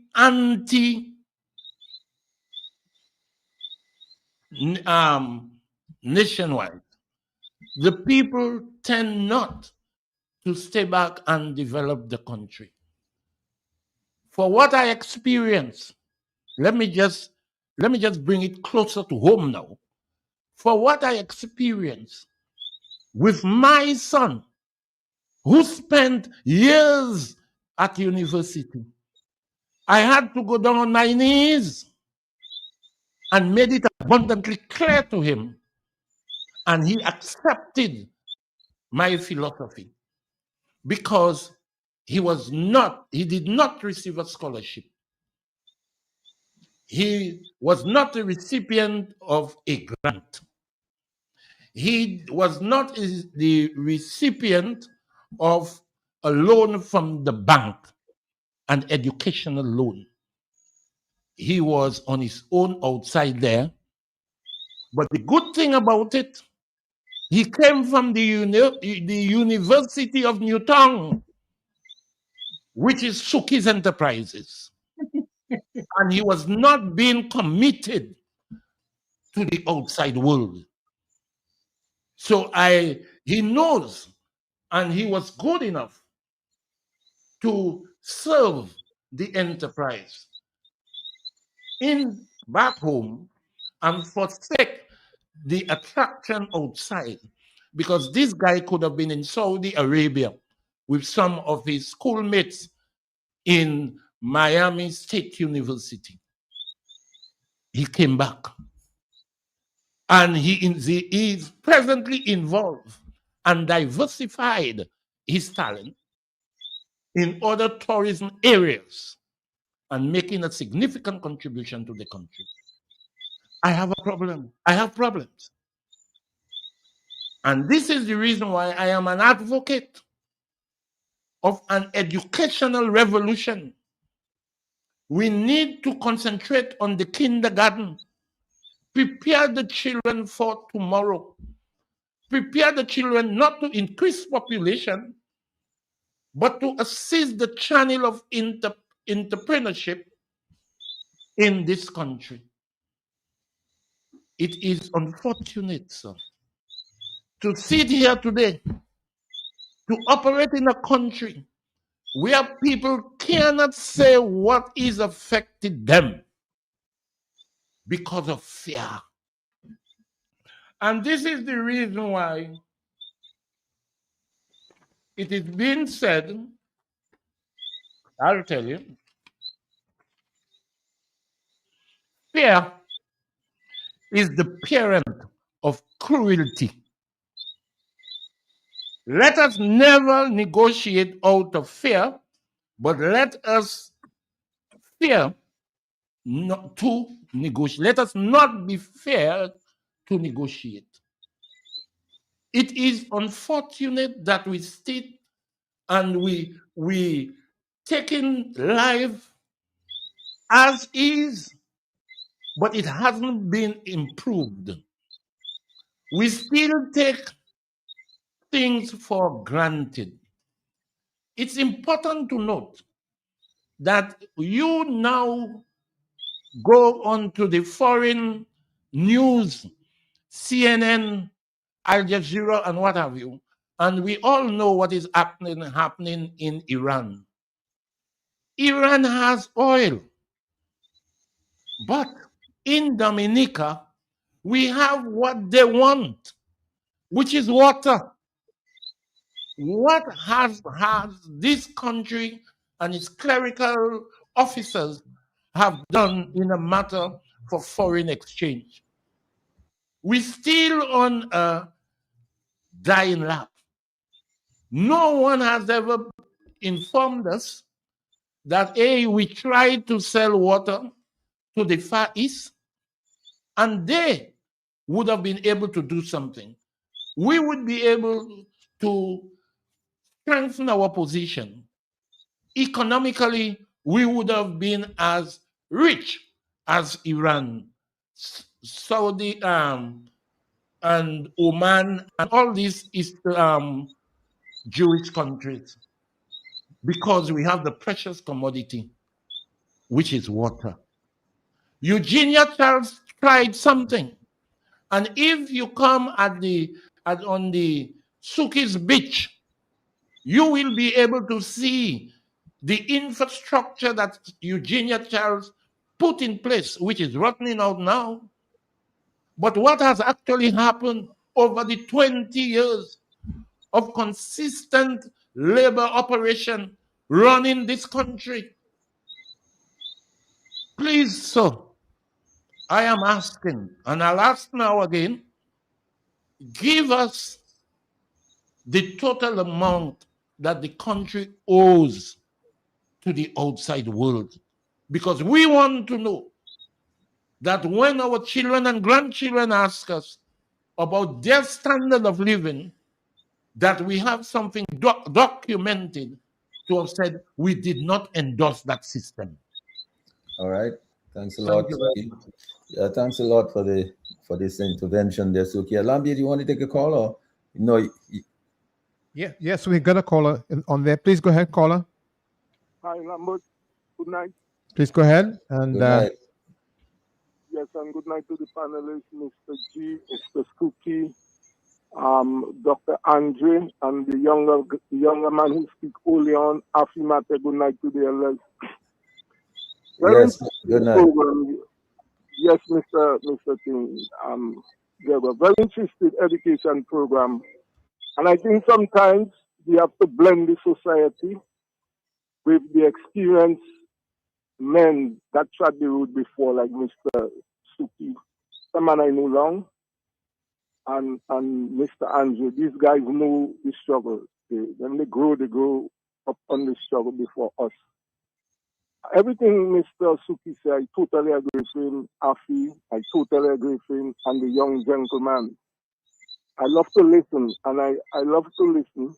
I listen sometimes Mr. Sam Raphael, which is one of Dominica brand, tourism brand. He's a high mark in Dominica tourism. He said a thing sometime back, and he said, why we spend all this money going and marketing Dominica all over the world, spending thousands and millions. He said, why we don't promote and market our island better? For instance, look at the neighboring island between Martinique and Guadeloupe. There's around 1 million people. Right now it's the summer. There are around 3 months holiday. If you look at it, you'll see a lot of French people locally walking around, and they come for healing, medical healing, food, as Mr. Winston just said. They go to the sulfur spring. They want to eat the local food because some of their land are very polluted with chemical, and the government warn them, do not eat from some areas. There is too much chemical. Even the sea, they said, have chemical. The water, because of the level of chemical they were using in the agriculture. And one of the things Mr. Sam said, market our product better. Look at the ferry terminal in Roseau. They're supposed to be one of the biggest food restaurants. Well-packaged food stuff to go to Guadeloupe and Martinique in a way that they could carry it across. For instance, peeling the local food, packaging it, freeze it, put it in a how you call it, a small container that can sustain the coldness. That's where you're going to market. That's where you're going to sell because the people want it. If they carry it with the banana skin, they're not going to accept it. But if you peel it and you frozen it and you put it in a little cooler, they're going to buy it. They're going to eat it. They're going to buy a lot of our local products. For instance, you have Mr. Paris Cocoa in Marigot. You have many others. You have Mr. Andrew Coffee, Mr. Louis Coffee, I mean. You have many things. You have Blessing Parrot Carving. All these are things that are going to sell. And unless we don't understand that, and I've been telling the Prime Minister that, look at the money in the aid bank. Sometime back they put 140 million. Now I heard the Prime Minister said he's going to put another 60 million. But he don't have a cooperative officer to guide him, as he's saying, how to spend the money. If it's to buy a property in Roseau so that the vendors in Roseau could have a place to sell when the rain season. The vendors need a street to sell, as Afi just say, our craft, our culture, it's out of it, and the people come for that. Nobody helping him to guide him how to spend the money. Look at the new market that there. Doing that $16 million there, do have a plan to cast over the market and make another platform that you can get space over the market, and then you have another big museum there with all Dominica products and our local enterprise. Mr. G, these people, I don't know, I just don't know what to say again. I'm a small businessman and I do really want to cry deaf, but then it's not getting nowhere. It's frustrating. How many young people are going to go through that, as Mr. Winston just said a while ago? Young people, every day they work, they want pay. And I believe, Mr. G, people like you and Mr. Andrew and Mr. Suki, I'm asking all you, find a time on the radio station, if it's a Sunday afternoon. Somebody sponsor the program. Get some of the other people like Miss Anita Bully, Miss Gloria, which is the magistrate, Tobas SP, to help all you, to educate us, to make life better. Because the youth now not going to play. The young people not playing. We've seen what's happening every day. It's dangerous times we're living in. And it's people like all we have to listen to. Have a good night. All right, Ronnie, thanks a lot for those remarks. Lambi, you want to take another call?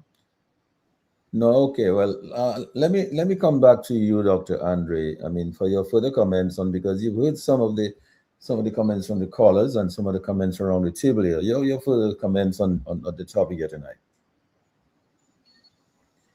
And you need to unmute your mic. Your mic is muted.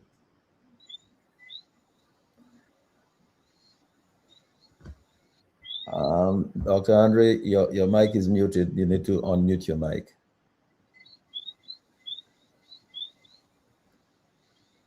All right, so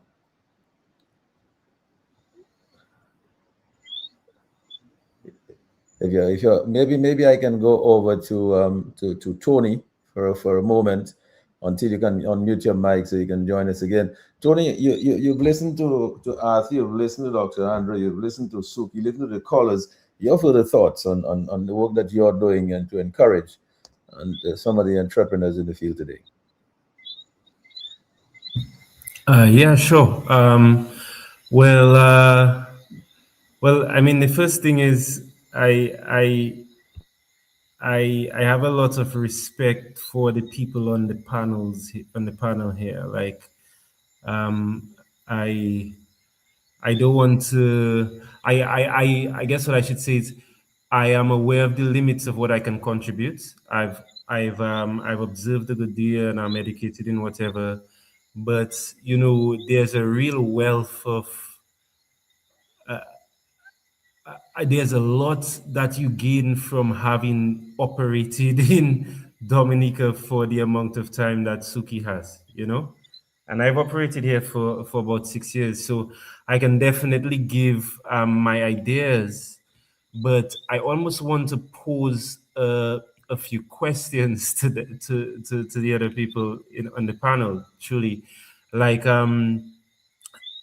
I mean, one thing is I don't understand what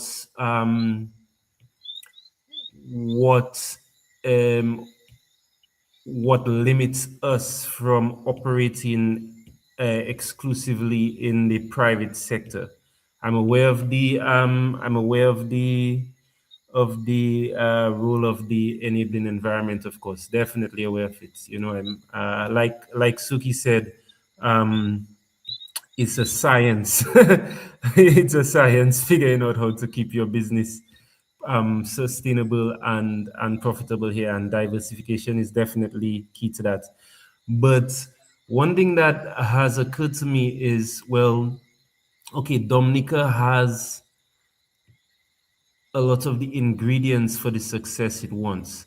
We have, at least as many people outside as we have inside. I saw a stat once that suggested there were about 200,000 Dominicans in the diaspora. And one thing I've asked myself over the last few years is, well, why can't I see that being leveraged from the ground here? And what I mean by that specifically is, if you look at other groups, they organize themselves in ways that lead to economic success across the group. And yes, their governments come into play in that in a variety of ways, but the group itself is not necessarily limited by what the government does or doesn't do. So I'm thinking, you look at Chinese people who, we have a lot of Chinese influence here, right? If you look around the world, you see Chinatowns, and Chinatowns are really just distribution centers for the goods being manufactured in China, right? You see a lot of financial and service interaction amongst Jewish groups. You see similar things around Turkish groups.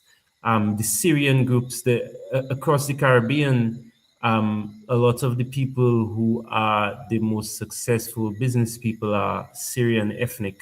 And I know obviously that there's a very interesting history to that, right? But one of the things I ask myself is, how can we as Dominicans interested in the prosperity of Dominica organize ourselves to take advantage of the fact that, just think of the spending power of those 200,000 Dominicans in the diaspora and connect that to people on the ground, whether it's to simply hire and train Dominicans locally, whether it's to identify businesses in Canada or the States or the UK that is run by Dominicans, and then stock it purposefully with Dominican produce, or like whether it's to organize those diasporans into financing instruments that can provide finance for people on the ground, whether or not the government does it. And honestly, I'm curious. I haven't yet figured out what the answer is. Like I said, I people like Afi, I've read about your work in the books that Dr. Irving Andre has written. Dr. Andre, I've really enjoyed reading your work, and Suki, of course, you're extremely, you are an example of the business success we can have in Dominica. So I'm taking guidance from all the other people on the council, but I'm aware that I'm the youngest person here, and I don't yet understand why we haven't been able to do this in the prior generations, or whether it has been done and then just decimated before I've become aware of it. And I'm less than giving my ideas. I can definitely give you more ideas. I would actually love to talk about that. But Tony, don't feel bad. I mean, I used to be in your shoes. We all used to be in your shoes. But let me just go over to Dr. Andre, because, some of what you're talking about, I think Dr. Andre can respond to that. Yeah. Yes, first of all, sorry for the technical difficulties. These things happen. My expertise is in a different type of technology, let's put it that way. But Tony poses a very wonderful question. Implicitly, he's talking about the impediments to success of young startup businesses. But let me pose that question to him. What if you are competing on an uneven playing field for raw materials? What if there are taxes imposed on, for example, your materials, which make it difficult for you to compete with other regional businesses? What if certain businesses who import products into Dominica do so without having to pay the taxes that you have to pay? What if the taxes on fuel, for example, or the difficulties that Suki talked about, is almost like a guillotine on the neck of gas, of businesses selling gas to the public. What if the markets are not being opened up to give you a competitive advantage, even if you have the terrain to produce products such as bananas, mangoes, oranges, and so on? What if your local population is being weaned on a diet of favoring foreign-made goods over their own? What if, for example, banana chips are not valued as much as other products imported from abroad? What if that, in fact, is the landscape of Dominica insofar as local initiative and enterprise is concerned? Then clearly it is not difficult to see that although you are struggling and you tried your damnedest to succeed, that there are factors which unfortunately are inhibiting your progress locally and regionally and internationally. We may have fertile land, but we cannot compete with countries that have hundreds of thousands of acres. We could not compete without some preferential treatment with Chiquita bananas from Latin America. We could not compete without preferential duties from England. Indeed, when Europe decided to treat everyone equally, that meant to a significant degree the death knell of our agricultural industry. So if your folks, those you elect to rule you, if those folks are not making a genuine and meaningful effort, going the extra mile, going the extra yard to help and assist Dominican businesses to allow them to achieve their fullest potential, the top potential. If, for example, you open a toilet paper industry and there's a huge market in Venezuela waiting and begging to import your toilet paper, but you are receiving no help because of political reasons, it doesn't take much imagination to know why you may not succeed as spectacularly as otherwise you would succeed. So yes, local initiative is wonderful. Local initiative is prized. The dedication and devotion to business and to success exhibited historically by persons like Suki and Athi, those should be prized. But without that nurturing environment, without the charity, you know what the saying is? Charity begins where? Not in New York, not in La Cousette-Lang. It is at home. Charity begins at home. What is if those you elect to enable you to succeed is not doing so, or is only doing so for themselves? What do you think is the result, my friend? What do you think is the result? That is why, compared to the past, the industries that we have, at least the extent to which they existed before, doesn't exist. And some might lament, oh, stop talking about the past. You can't talk about the past when it's convenient for you. You have to talk about the past to inspire young people like Tony and others, because what they need is hope. Not just hope. They need those steps, those initiatives taken on their behalf, because when they employ persons from their own island, and those persons support other businesses, and those persons send their children to school, and those persons try to educate themselves and their children to be able to come back and add to that business that they've created. That is the cycle of life that we seek in a nation, an independent nation, a continuous march towards progress, not towards retrogression, not towards the wholesale closure of businesses, not towards people. There's no food bank here, or we have our own local version, the Red Clinic. That is not what we want. That is not what we aspire to. As I told you, If Suki was aspiring to that, he wouldn't be selling gas at 6 o'clock in the morning. He alone. His employers are sleeping in their coconut fiber mattresses. So that is what we want, a steady march towards progress. Thank you. Yes, thanks a lot, Dr. Andre. Athia, I'm sure that you have quite a bit that you can add to all of this here. I didn't want to speak too much more than I have already, Sheridan, honestly. But what I would like to do is just give a list of some of the business and investment ideas and propositions that I am personally aware of, and in many cases over the last 20 years, have been involved in preparing, in submitting to this administration. And let's not forget, history again, I was part of this government.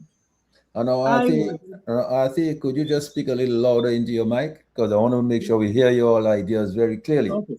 Yes. Okay. I think it's really important to give a sense of can-do, sense of hope. Because there are many business ideas that were just looking around for people like Tony, that were prepared with the greatest of detail, with international support and financial support, brought these to the point of readiness for financing to the European Union, to the World Bank, to other international lending agencies through the government. I was saying, remember, I was a part of this government. I knew it intimately. I walked away from it intimately and publicly because I saw the beginnings of what eventually became its housekeeping seal, a creed of deception, even among themselves, among the leadership. So I walked away from that. But just so people like Tony and his generation understand that there's some projects there literally waiting for Tony and Tony's. One of them is, for example, a few years ago, that goes back to when Julius Timothy was the Minister of Finance in the United Workers' Party government.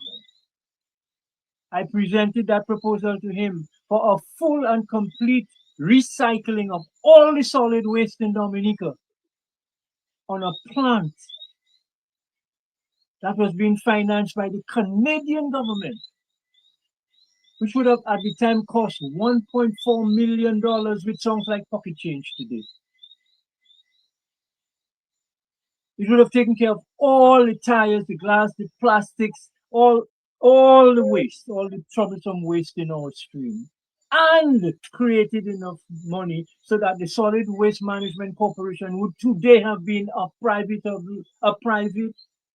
and thriving corporation, not begging government to fix a tire, for money to fix a tire. That's one.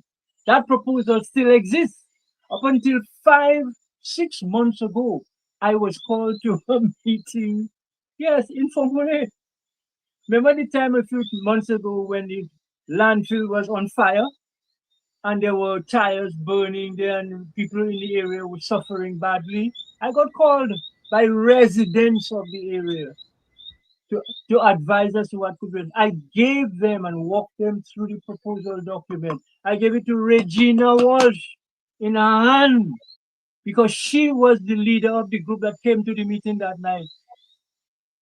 And I told her, take this into the whoever you need to take it to. If you need to update it or tweak it, come back to me and we will do it for you. No charge. So that's the proposition that it is. There was another proposition that existed under this government, this administration, for something called a biopark.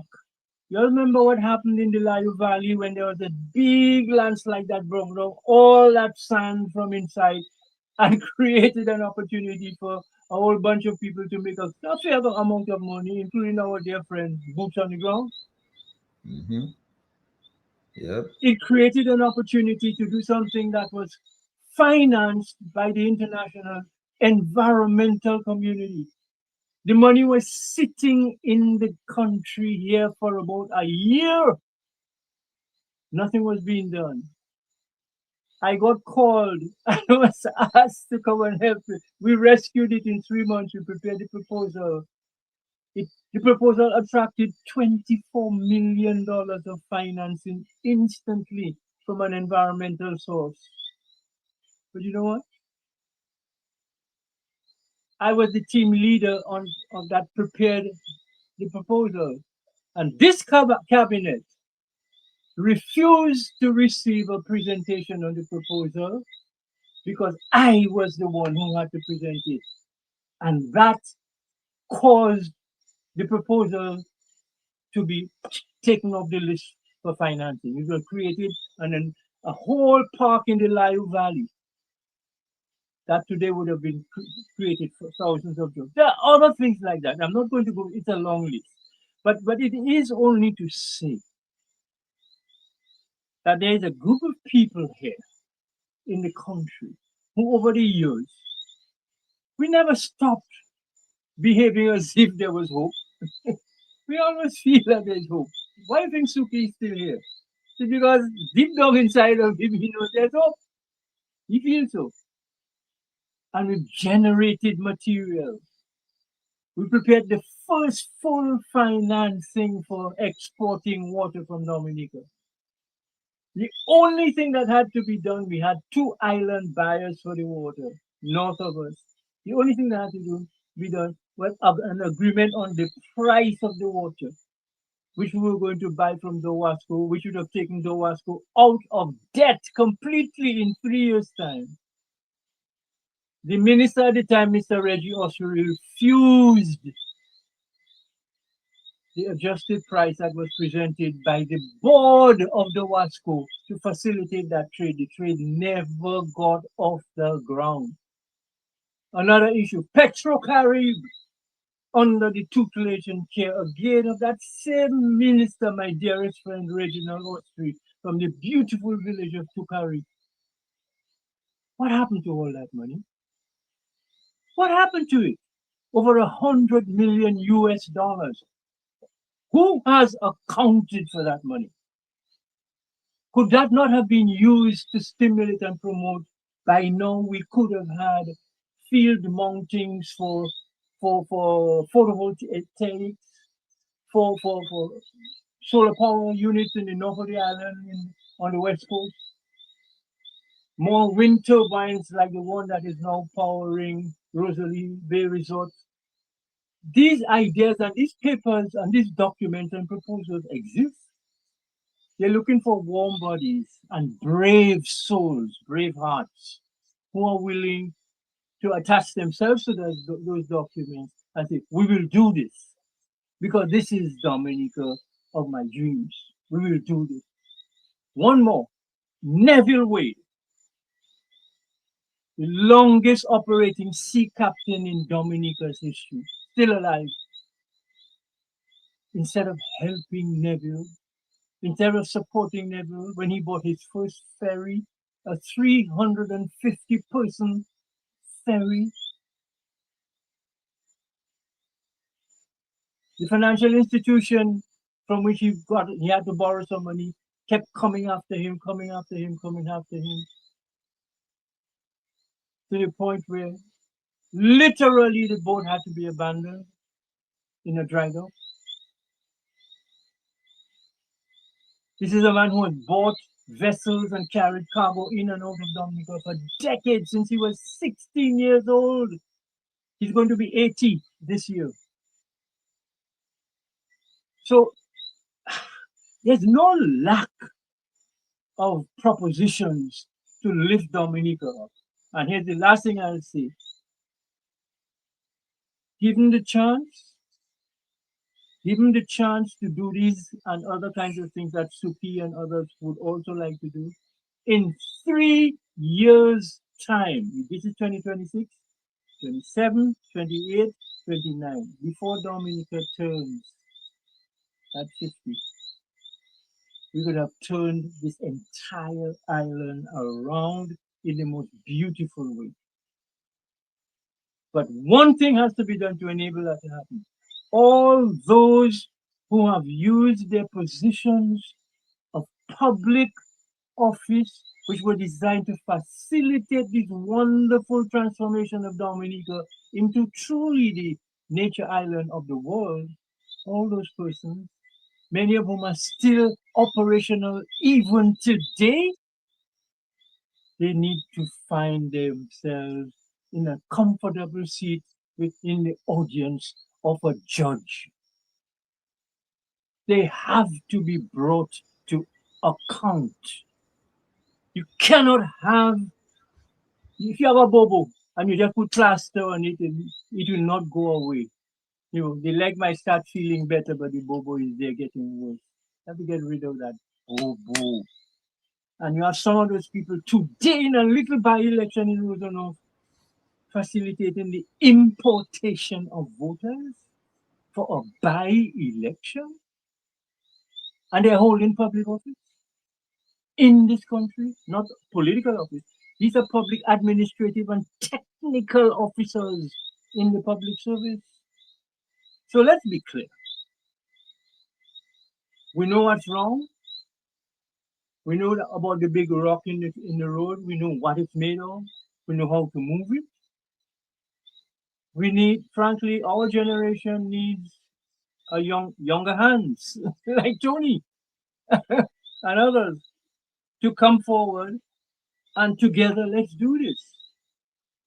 The city of Newtown can be transformed into one of the most beautiful coastal areas of any island in the Caribbean. It can. So let's get together and do it. Frankly, and we need to get together and do it, even if those people continue to run interference, because their interference will one day eat them up and get rid of them. Thank you, Artie. Artie, we're kind of running out of time. I'm going to come back to you in a minute for you to give your closing remarks.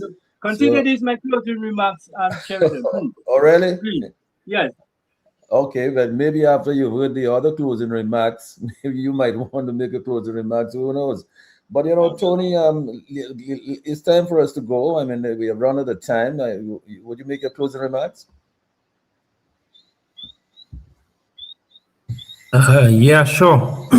Well, again, thank you for having me here. What I can say is,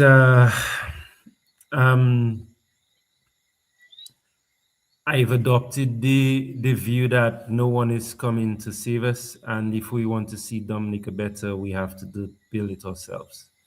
And that is speaking from to some extent a point of privilege. Like, I didn't have loans when I finished my master's. You know, I could save up finances to come back here. People will find themselves with different in different circumstances, and they'll do what makes sense. I think that the problems in Dominica are tractable. I know that they are very complicated, but at the same time, Dominica is blessed with a lot of resources, you know, physical resources, but definitely the human resources. We're very intelligent people. We're all very patriotic. People leave, but they remain connected. I think the way forward is a stronger private sector, a stronger civic sector, and those two sectors can pull forward whatever government the people put there. The way I make progress is I focus on the work I'm doing, and I focus on doing it with like-minded people. And I would encourage the people listening to do that. Like, again, I'm very, very optimistic about what the 250 collective Dominicans can do, regardless of whatever government they have on island. And I think I will close here. Thanks a lot, Tony. Mr. Herbert Suki Winston, your closing remarks. Thanks, sir, for the opportunity. Thanks for able to voice my plans as a patriotic Dominican who never traveled on the foreign land to earn a living directly. I assisted in the foreign land to purchase, but not to stay not an hour longer than the time that was consumed in a matter of exercising purchasement of commodities. I would like to take this opportunity today to just spot identify a few of those factors. Very inexpensive. One, Domlec needs a relocation of their site.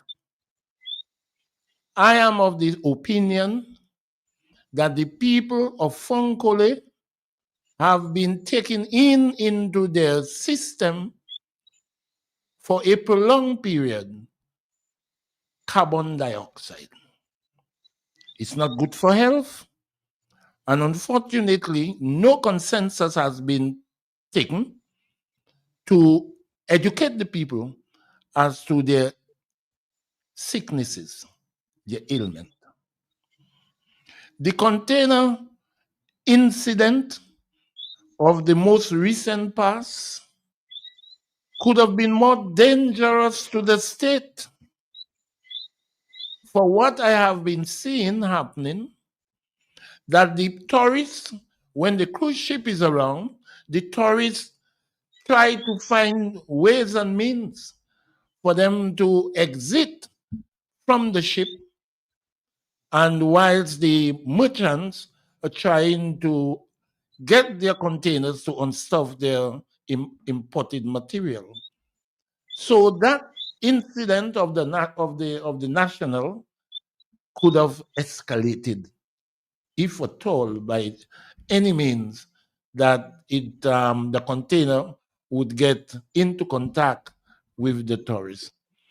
And that plan can be a very inexpensive plan, because the anchoring facility, what they call a buoy, anchoring buoy, all you got to do is to just shift the ship a little more to the south and build yourself a landing site, just as what we have with the tourist, the cruise ship berth of that dimension, just around 4 feet, 5 feet, for a couple to be able to disembark, but the ship would have to move a little more south, and then that landing key would be erected, and the people would have been able to access by way of the landing site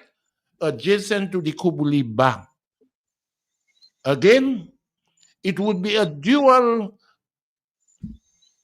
completed program, because by then, for some reason or the other, that could be done expeditiously. And then the Public Works Department is right there, and then vacant as it is, to have had the shopping area to entertain and accommodate the cruise ship. The other problem, which is another simple one, but that in itself has to do with the traffic department. Ever too often, I am able to see the unpaved section of the road where the tourists have to be jumping here and jumping there and move across with fertilizer being offloaded and containers occupying the space for the motoring vehicles. That in itself could have been solved by diverting traffic onto Steber Street, one-way traffic down, going north, and allow the people the free area for them to walk their way through and end up by the Rafale hardware department onto the bridge, and then the hazardness would have been minimized in that regard, and the vehicles from Simon's home going through Stibber Street, so it would have at least a one way this way going north, and then the people from the ship would have been accommodated going south. My people, I am keeping my fingers crossed that something, we just had a resemblance of an incident, I call it. But it can escalate if at all a tourist was involved.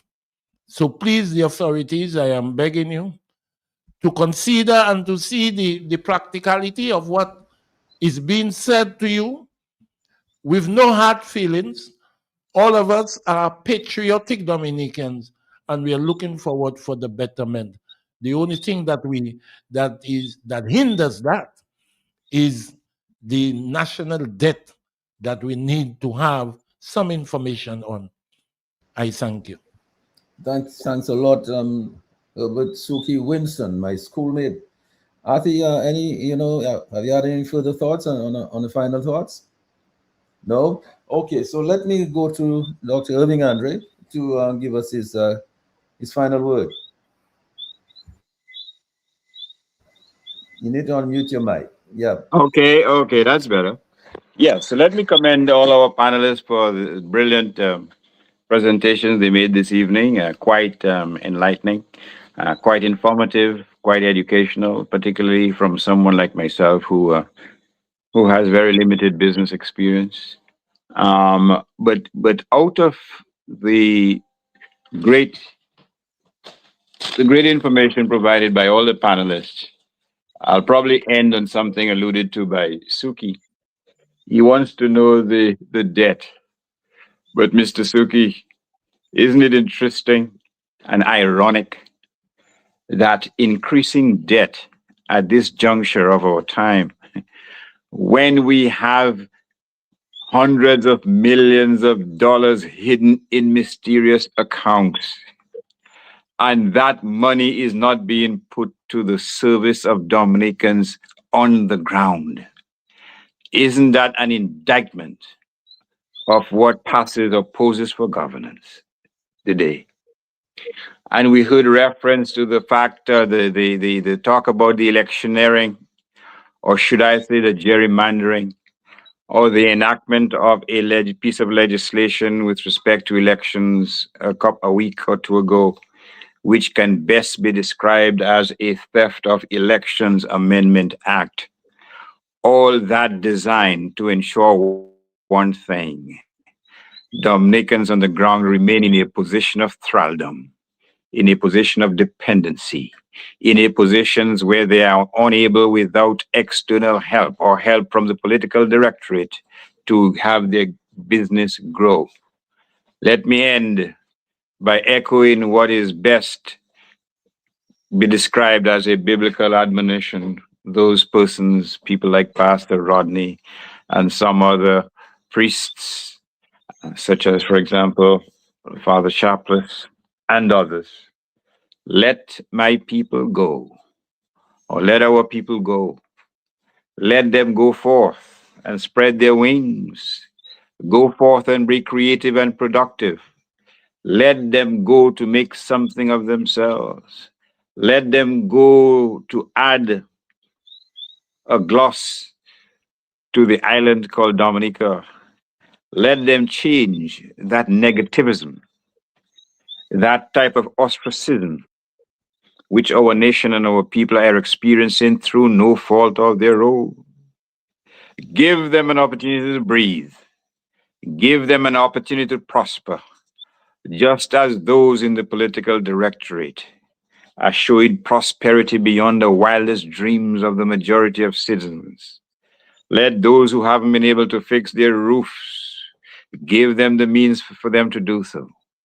Give them the means to start and grow their own businesses. Give them the means to renovate their hotels. Give them the means to start their own small businesses, which was essential to ensuring that their families survive.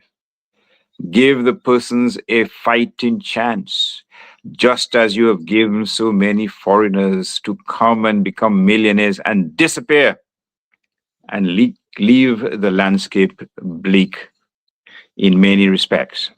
So what we are seeking tonight, certainly, at least I speak for myself, but based on what the others have commented on, an opportunity to make something of this wonderful realm called Dominica. We have the resources, human and natural resources. We have the fertile soil. We have the people.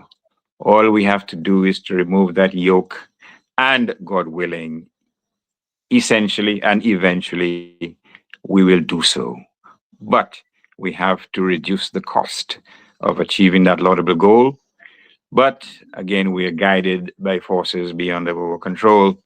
And I hope that we will continue to be guided and blessed by those forces beyond our control. So thank you all. And thank you, Mr. G, for having me this evening. Well, thank you, Dr. Andre. Thank you, Tony. Thank you, Arthur. Thank you, Herbert, Suki, Winston. Thank you, Lambi. Thank you, Sherwin. Thank you, all of the folks who are with us on Facebook and on YouTube tonight. We didn't get to even read any of your posts on there on Facebook, but thank you so much for sticking with us. So let's hope that we will meet again next Tuesday night on another topic of interest to Dominica. So let me just say a very pleasant good night to everybody.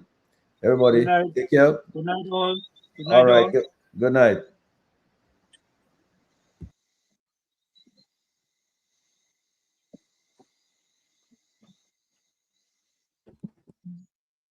The Big Station. Insights into where the people of Dominica and the Caribbean came from. Understanding our past. Embracing our present. Charting the way forward into our future. Together, eliminating poverty. Embracing justice, peace, and togetherness. The Global View on Q. Networking Dominica with the rest of the world. The experts are in the house. From Dominica, Canada, the Caribbean, the United States, Europe,